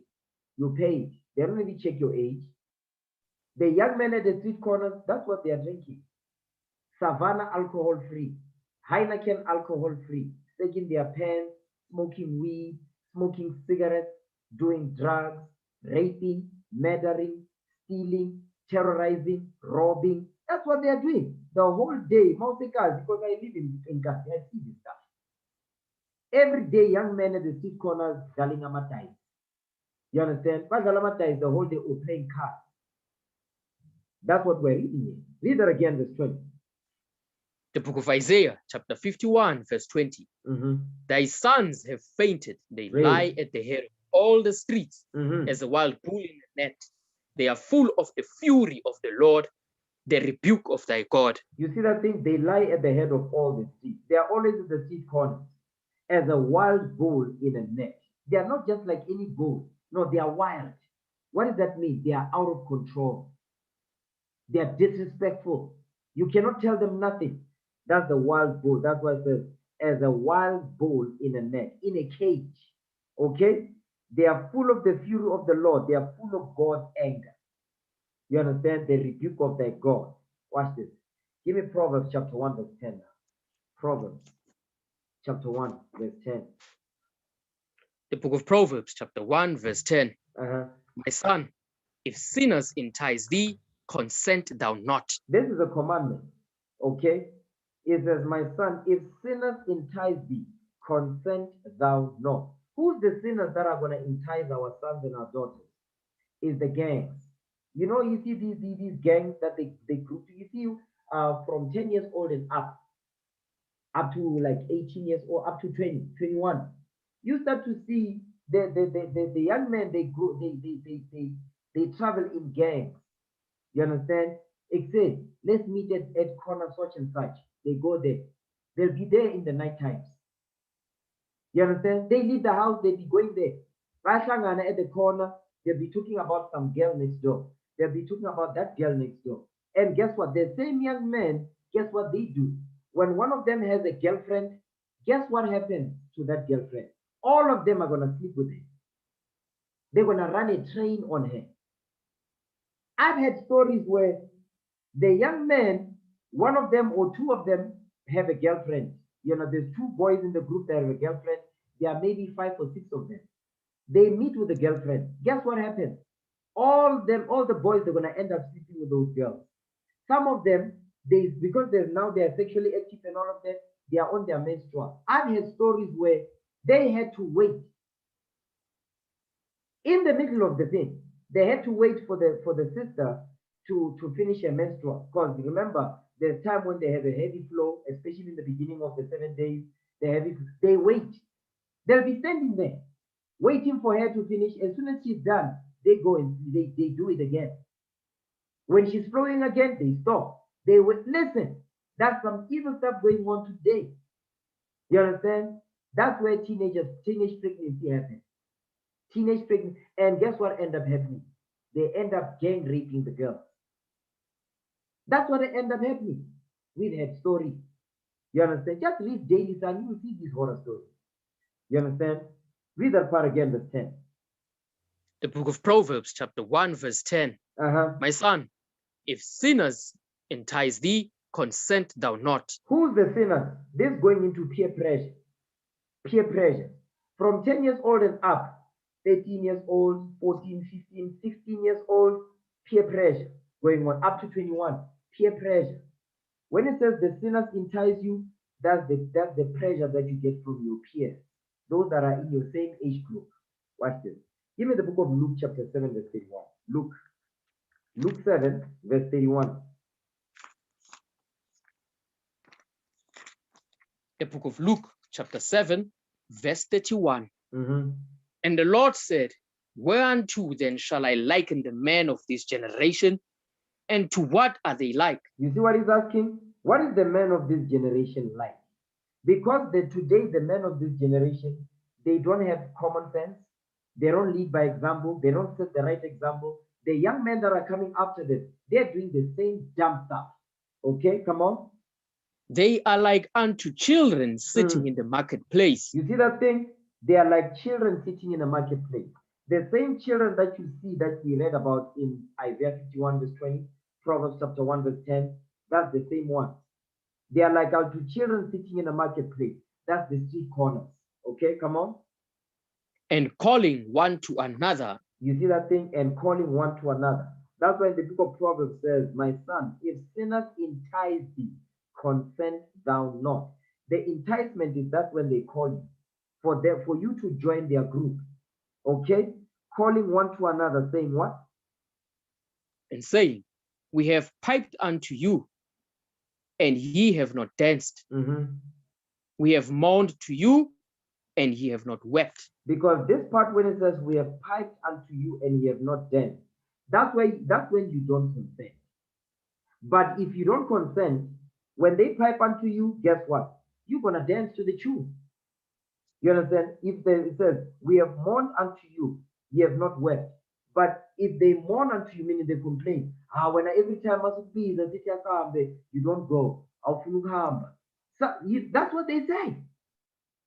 Every time asifuna ukuhamba sobona sibanibani yabona intombazana kasibanibani no awufuna ukuhamba nathi. That's the thought. That's the conversation these young men are having. You understand? But this part when it says we have piped unto you and ye have not danced, we have mourned unto you and ye have not wept. That's the one that does not consent. But guess what? What's happening today? All the young girls and the young boys, they are consenting. So it's because it's not just the young boys. Because I remember there was a brother with us, and he's got girls. Okay, the girls are not the girls, not the age. They are not young like my girls. They are older. They are like maybe 21, some are 20 and all that. 20, 21. Okay. I remember I went to his house to go and teach him the law, the commandments and all that. And I saw his young girls. I'm 21, 20, 21. And other young girls, in fact, before that happened, was that, yeah, other young girls came to the house to come and call them. He said, listen, Asam. Before you know it, they said, no, not yet. We're not going to leave now. Let's not even 30 minutes later. There was already young boys coming coming through the gate, saying, no, Dallas Mele. We had to get up and say, what the hell is this? We told the young man, get the hell out. Okay?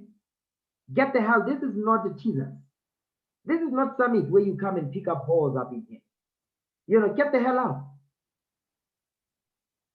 But the thing is, he was afraid to correct them.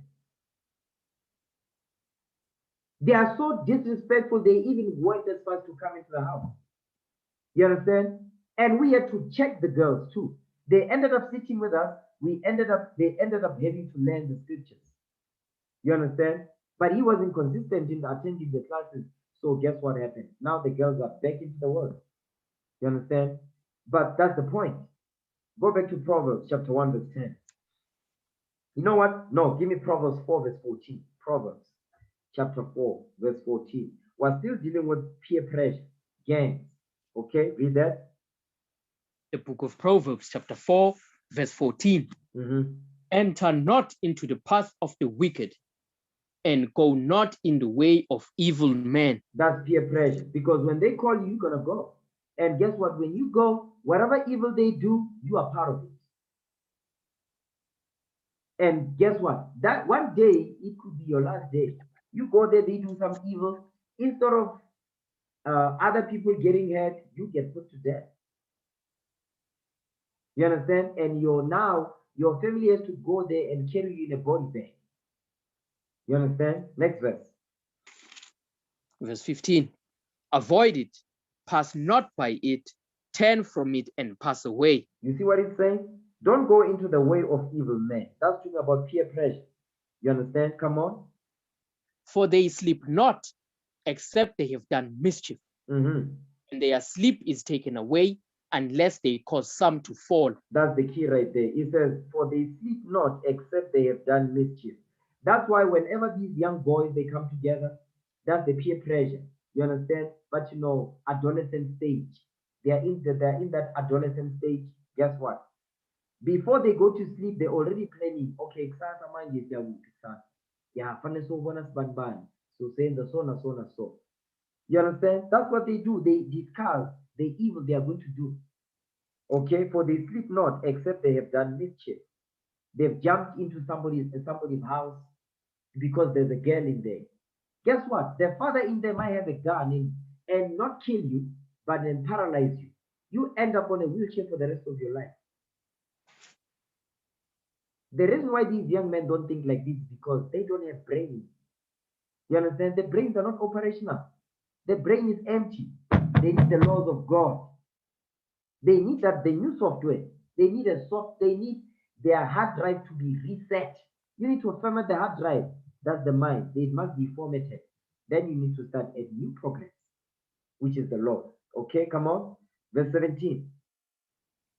For they eat the bread of wickedness and drink the wine of violence. You see that thing? They eat the bread of wickedness and drink the wine of violence.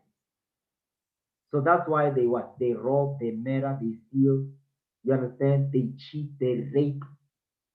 They do all manner of evil.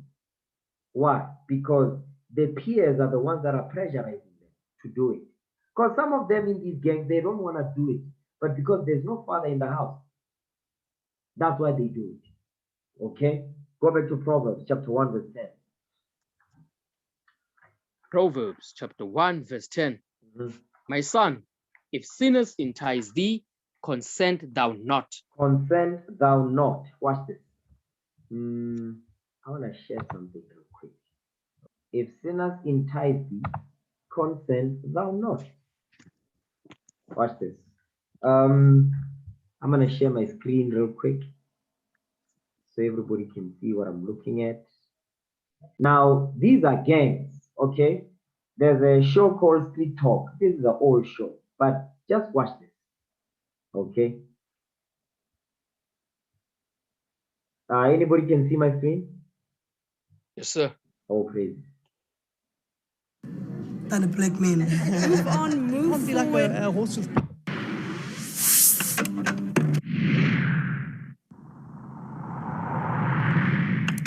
They think they're so tough, but they only have probably 3 or 4 guys that belongs to the Vatos Locos when we go that side. The whole people inside that area comes out and think that we're gonna run away. We don't run away. We're not scared of you. We're not scared of your father, of your mother, but we want you dead. Sooner or later, I promise that to them. You see what they are saying? Just listen to that. That's what we've been reading. That's what we've been reading this whole time. These are monsters. You understand? Read that again. Proverbs 1 verse 10. The book of Proverbs, chapter 1, verse 10. My son, if sinners entice thee, consent thou not. Watch this. Give me Proverbs chapter 4. Now, verse 16. Proverbs, chapter 4, verse 16.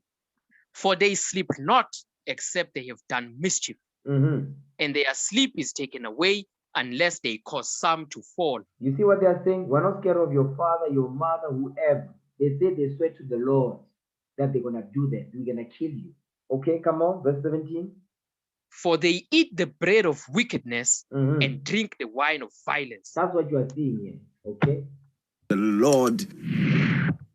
But we want you dead. Sooner or later, I promise that to the Lord.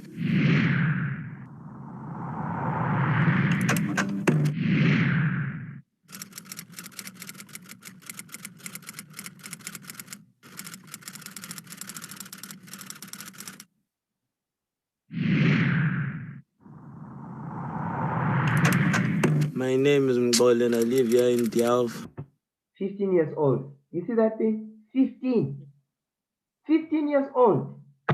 I'm an Italian and I attend school. My name is... He's still in what? Primary, is it? or high school? Roger, I'm an Italian. I live here in Delft and I attend school. My name is Serge, I'm an Italian, I stay here in Delft. My name is Mzest, I'm an Italian, I stay in Delft, I attend school at Rosendal. My name is Malcolm X and I live here in Delft. I'm an Italian, proudly I shall say. These are kids, okay, out of control. My name is Par. I live here in Delft. I attend school here in Delft. I'm a Vatos Locos. My name is Tizo, I'm a true Vatos Locos. I live here in Delft. Yeah, my name is Tabi, so I stay here in Delft, watch Vatos Locos. The Italians live in 11th section and the Vatos Locos live in Leiden. In Cooks, we also have VLs in 79. You see, in Philip, we also have VLs. We have other friends. You see that thing? These are children. You understand? But now these are monsters. This is what Ezra is talking about when it says, "Monstrous women shall bring forth monsters." These are the monsters that you are seeing. So this is not just in Cape Town. It's in Alex. It's in Tembisa. It's in Soweto. It's everywhere. This is what you see. You understand? They're all over in Kailicha. I come from Kailicha. And they also stay. We have Italians in Lang. We have Amavura in Cooks and Vatos Locos. And they have CWS MTC. Yeah, in Nyanga, Chama Westayela. And MTC. Like when we found each other to form up a group in Cape Town. Like Friday, we must be a lot like a community. Everybody has a knife, anything to kill, belts, everything. Then the VLs come out from the school, then it's going to be a clutch.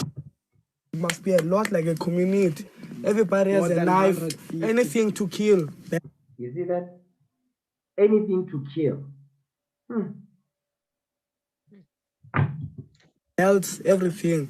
Then the VLs come out from the school, then it's going to be a clutch. We meet in the train or in town. Yeah, in the station. In the station. But it all started from girls. In the station. But it all started from girls. When we are really fighting, we must show who is the best between the Italians and the Vatos Locos. But as I see it, I think the Italians are the best at the moment. Italian all the way. We are the best. Because we just killed one of them now last week. You see, it's like they are talking about coffee. Yes, we are 8 millimeters. That's how they are talking. You understand? Give me that in Isaiah 51 verse 20. Read that again.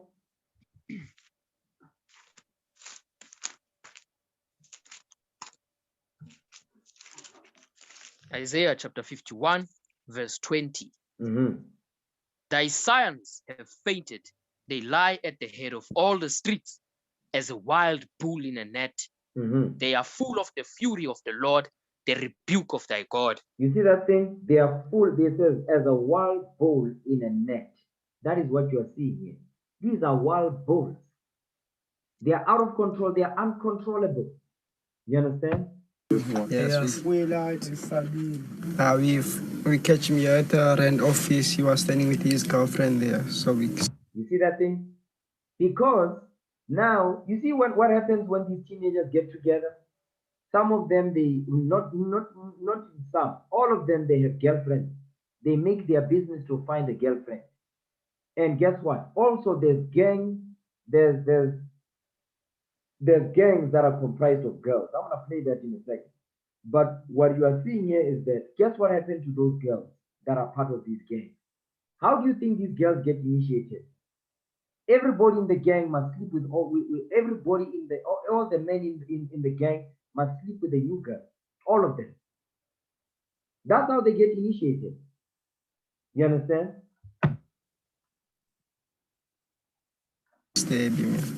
And he was with him. And also stabbed him. And you see, 5 holes in the back. And you see, so they killed my friend. But after they did come after us after 3 months. they wanted another score. So the score was 1-0.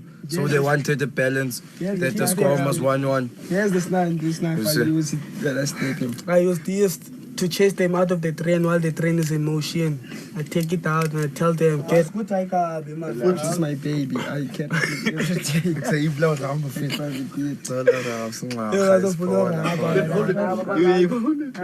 Yeah, you killed my friend. I mean, like, it's like even if we go out, it's not safe. You know, we all party. You see, everyone party must. But there is a place that you must separate. You see, as what they killed my friend is over just a girlfriend. That the girls stay in my section and in my road. So these guys, one of them are dating this girl. So the fight started there up this girl. You see what starts the fight? The women, the girls. So you young girls that are dating, that are interested in men, you better run away from this stuff. Because if you don't, that's exactly what's going to happen to you. You young boys that are involved in this stuff, you better stay away from this stuff because you're going to end up dead.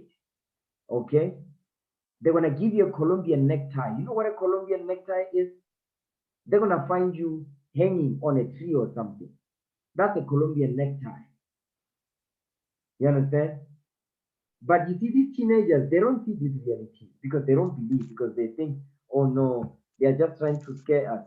Yes, we are. We want to make sure that you are terrified every day of your life.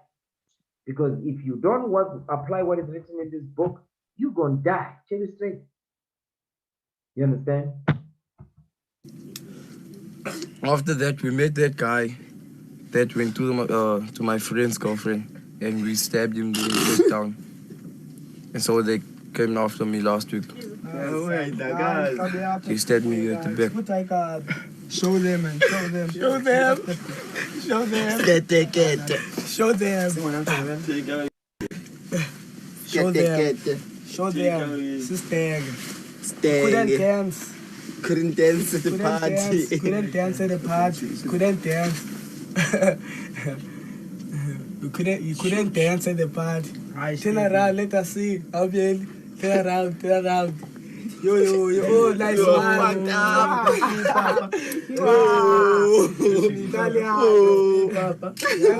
This one was mine. This one was mine, and that one He's also. talking shit. There is it. Talking shit. Like this one, yeah. You see that thing? They are proud of this life. Because guess what those are? That's street cred. So in order for you to be involved in this stuff, you need to be able to do the evils that they do so you can be accepted. Guess what? At a lower level, you know these teenage girls, these teenage boys that they meet in the afternoon around Goma 6, or they leave around Goma, especially Saturdays and Sundays. That's when they disappear. You don't see them. They come back after 8, 9 o'clock, 10 o'clock, 11 o'clock. Where do you think they're at? What do you think they are doing? These young boys, 15 years old, 16 years old. That's exactly what they are doing. How many girls do you think they are running a train on? You'll find that there's 8 and 10 of them. There's one girl. All of them are gonna sleep with that one girl. That's what's going on today in the black community. Don't get it twisted. This is not a fairy tale here. This is reality. You understand? It was mine. It's glad I was. And we helped him to the hospital. Yeah, we wanted to kill him. We wanted to kill him, but we helped him. But we helped him to the hospital because we used to play soccer together. We used to play soccer together. You know, these guys, they know me, especially him. I was playing with him in the same team. Soccer. Yes. That's why I think for me. And the name of the team was 11 Stars. I was with my friend from Kaili, Chatano. You know, he's also in Italian. I came from the section. My friend was on Mixed, so he was chatting to this girl. This girl told him no. Remember, this is during the time of the Mixed Day. Today, guess what we have today? We've got WhatsApp today. Okay? We've got Instagram today. We've got Twitter today. We've got more now to plan and plot the evil. You shouldn't walk that way because they're coming that side. When we walked on the main road, a lot of guys came to us with knives and like axes and that. They came to us, so we ran to houses. And then I ran away. I ran along. Okay, so that's it on that. Let me see. There's another one that I want to show. Okay. The Bible is a true book. Don't get it twisted. All right.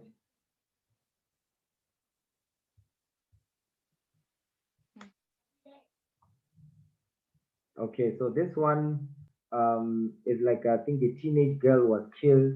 Now, this is a gang member that is crying because of how she was killed and all that. But he also is involved in a gang. Okay, watch this.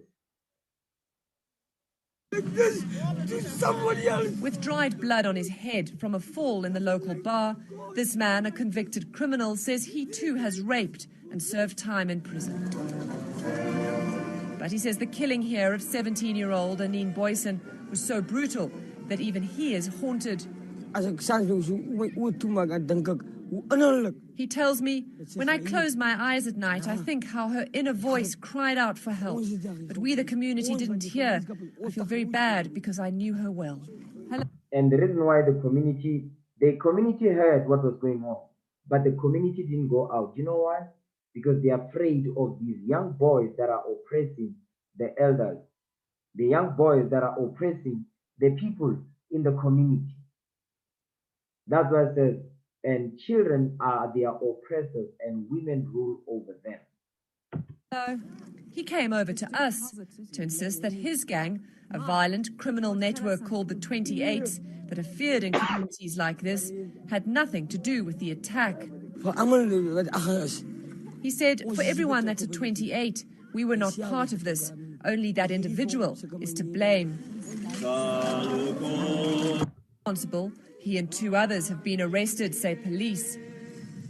It was at this construction site that Anine was raped, mutilated, and disemboweled. You see that thing? She was raped, mutilated. Oh my God. So what we are seeing here is only the things that are recorded and reported. But there's many more incidences that happen on a daily basis that nobody talks about them. Okay? And it's our job to make sure that these young girls and young boys, they know exactly what the judgment of the Lord is. This is what happens when you don't follow what is written in this book. You understand? So I hope you brothers, you men, I need you men to see this thing. We have a lot of work to do. We don't got time for BS. We've got so much work to do. These are places we're going to be going to teach the gospel. Boysen. Places like Boysen, Soweto, okay, El Dorado Park. Because that's where young men and young women, they drop dead because of gangs.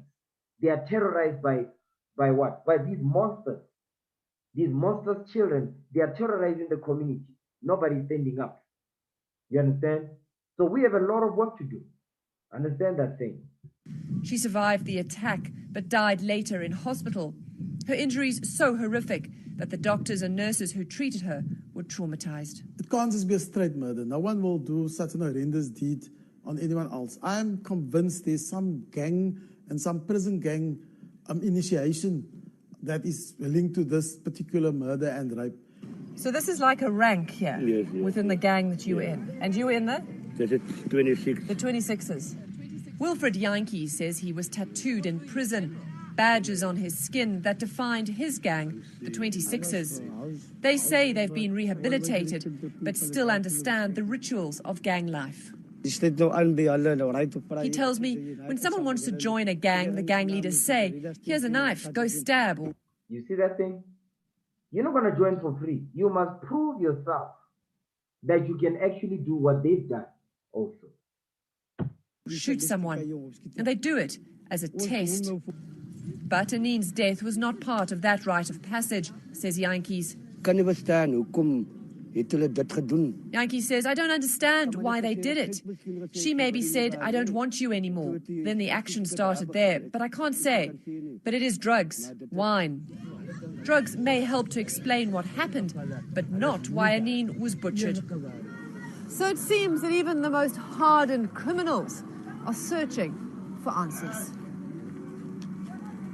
Beyond the poverty, government seems unable to deal with the growing sense of hopelessness in places like this.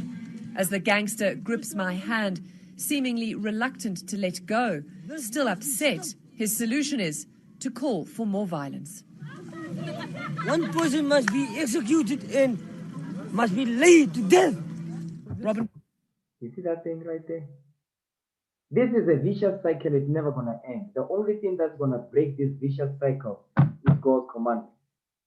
Because the reason why these young men are doing what they are doing to themselves is because they don't know who they are. The greatest crime that has ever been committed against the children of Israel was our identity being stolen from us. When our identity was stolen from us, we forgot who we are and how great we are on this earth. That's why we do the things we do to one another. We don't apply the royal law no more. Love your neighbor as you love yourself. We don't do that no more. You understand? Kerno, CNN, Bredasdorp, South Africa. Okay. So,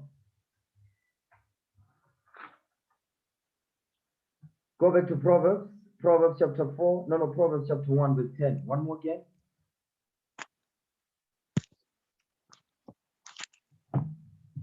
Proverbs chapter 1, verse 10. My son, if sinners entice thee, consent thou not. So you young girls and young boys up in here, you better make sure that when sinners, those people, those young men that are at your age group, they be calling you up to go to join some group. You know, you understand, to go out, going looking for girls and all of that. Don't be joining that stuff. Don't be joining that stuff, because what happens is this: when you join up, and then it's very easy to fight among yourself, by the way, because you are very emotional. You don't know how to resolve conflict and all of that. Conflict ends up in violence and death. And it's always over some girl that they are fighting over. It always happens like that. You understand? Ray. If they say, come with us, let us lay wait for blood. Let us lurk privately for the innocent without cause. You see what he's saying? If they say, come with us, thus we have piped unto you. It says, let us lay wait for blood. Meaning what? That's violence is in their mind. That's what they eat on a daily. The bread of wickedness. Okay? And violence. Let us lay wait for blood. Let us lay privily for the innocent without cause. That's why they are always up in the street corners. What do you think they are doing? It says, for idleness teaches much evil. You understand? Read. Let us swallow them up alive as the grave, and whole as those that go down into the pit. I mean, they are planning to kill. That's why they murder, they rob, they steal. If they take your phone and you are resisting, they stab you, you end up dead. Come on. We shall find all precious substance. We shall fill our houses with spoil. That goes into stealing. They plan to steal stuff. So it evolves. The evil kid just keep on evolving. Come on. Cast in thy lot among us. Let us all have one purse. Because now when you start stealing, you start to have one purse. You say, listen, whatever we're gonna steal, we're gonna have one place where we're gonna bring the goods to. Eventually, you're gonna start fighting over the stuff that you've stolen. Why? Because you have the spirit of covetousness. Everybody's not there for the same thing. There's no honor among thieves. Okay, come on. My son, walk not thou in the way with them. Refrain thy foot from their path. That's what we read in Proverbs chapter 4. Okay, read Proverbs 4 verse 15. Proverbs chapter 4 verse 15. Actually, you know what? Start at verse 14. Read 14 and 15 together. The book of Proverbs chapter 4 verse 14. Enter not into the path of the wicked, and go not in the way of evil men. Avoid it. Pass not by it. Turn from it and pass away. You see what he's saying? He's repeating the same thing that he just said in Proverbs chapter 1. Okay? Read that part again, verse 15. Go back to Proverbs 1, verse 15. The book of Proverbs chapter 1, verse 15. My son, walk not thou in the way with them, and refrain thy foot from their path. It says, refrain thy foot from their path, because their path is the path of wickedness. okay, is only gonna lead you to death and destruction. Read on. For their feet run to evil and make haste to shed blood. It says their feet run to evil. Because their feet run to evil, they are always having evil things. They're only planning to do evil all the time. They are occupied with evil. That's what it's really saying here. For their feet run to evil, they are always occupied with evil and make haste to shed blood. Meaning for them it's easy to kill a man. It's a small thing for them to kill a man, to kill a child. They don't care. You understand? Come on. Surely in vain the net is spread in the sight of any bird. Because they are the bird. They are the bird. So surely in vain the net is spread in the sight of any bird. They are the bird. Because remember it says, thy sons have fainted. They lie at the head of all the streets as a wild bull in a net. They get trapped up in the what? In the systems that society has set up. And guess where they end up? They end up in jail. When they come out of jail, they don't know anything else but what? Thug life. Guess where they go? They go back. And then before you know it, they are back in jail. So they'll always be in and out of jail all the time. Okay, come on. And they lay wait for their own blood. They lag privily for their own lives. You see what it says? It says they lay wait for their own blood, meaning for their own people. This is black on black crime. Okay? They lay wait for their own blood. They lag privily for their own lives. Guess what? They end up dead as well. Read. So are the ways of everyone that is greedy of gain, which taketh away the life of the owners thereof. You see that thing? It says, so are the ways of everyone that is greedy of gain. Because that's all that is, that's the only thing that is in their mind. Gain. They are greedy of gain. Whether it's taking somebody's girlfriend, whether it's taking somebody's phone, whether it's taking somebody's handbag, whether it's taking somebody's purse and all that, taking somebody's laptop, that's the greediness of the gain that they are in the midst of, because they are always occupied in evil. Everything they talk about is about how to go and deceive the next man. You understand? Read. Wisdom crieth without, she uttereth her voice in the streets. No, that's it on that. Okay, watch this. Give me. Let me see if I want to go there. Give me the book of Isaiah 42. I'm almost done. I'm gonna have to do part 2 of this. Tomorrow I'm gonna do part 2, Lord's will. Okay, I'm gonna have to do part 2 of this. There's a lot of stuff I wanna go over. Isaiah 42, verse 22. The book of Isaiah, chapter 42, verse 22. But this is a people robbed and spoiled. Come on. They are all of them snared in holes, and they are hid in prison houses. They are for a prey, and none delivereth, for a spoil, and none saith, restore. So it says they are hid in prison houses, because all these young men, they end up in jail, in prison houses. Who's filling up the jail? The black men. Young black men, they are filling up the jail. You go to jail, it's filled up with black men in there. You understand? Watch this. Give me the book of Psalms, chapter 10. Psalms chapter 10, verse 8. Because when you do evil, you go against God's commandments, this is what's going to be waiting for you. Joining those gangs, joining the peer pressures, whether it's girls and boys. You join any of them, you allow some girl next door to take you. Listen, yeah, man, let's go out, man. Yes, there's a bottle store somewhere. Yes, somewhere. There's a party. Don't be going to those places. Especially you young girls. Very easy to be deceived. You young boys, the same way. You understand? There's no, but even a party somewhere. You go there. Guess what end up happening? Somebody end up getting raped. Guess what? You find yourself in that situation now. Now the community is gonna look at you. You are a rapist. You see that thing? Simply because you didn't want to follow command, you didn't want to listen to your older sister, to your older brother, your father, your mother. You don't want to listen. Okay? Psalms chapter 10, verse 8. Read that. The book of Psalms, chapter 10, verse 8. He sitteth in the lurking places of the villages. You see that thing? In the secret Hold places. On. The villages is Ekasi. That's the villages. You understand? He says, he sitteth in the lurking places of the villages. Eka, come on. In the secret places doth he murder the innocent. What do they do? Murder the innocent. That they murder the innocent. That's why they kill that young girl. They rape the girl, they kill the girl. You understand? They sit in the lurking places of the villages, street corners.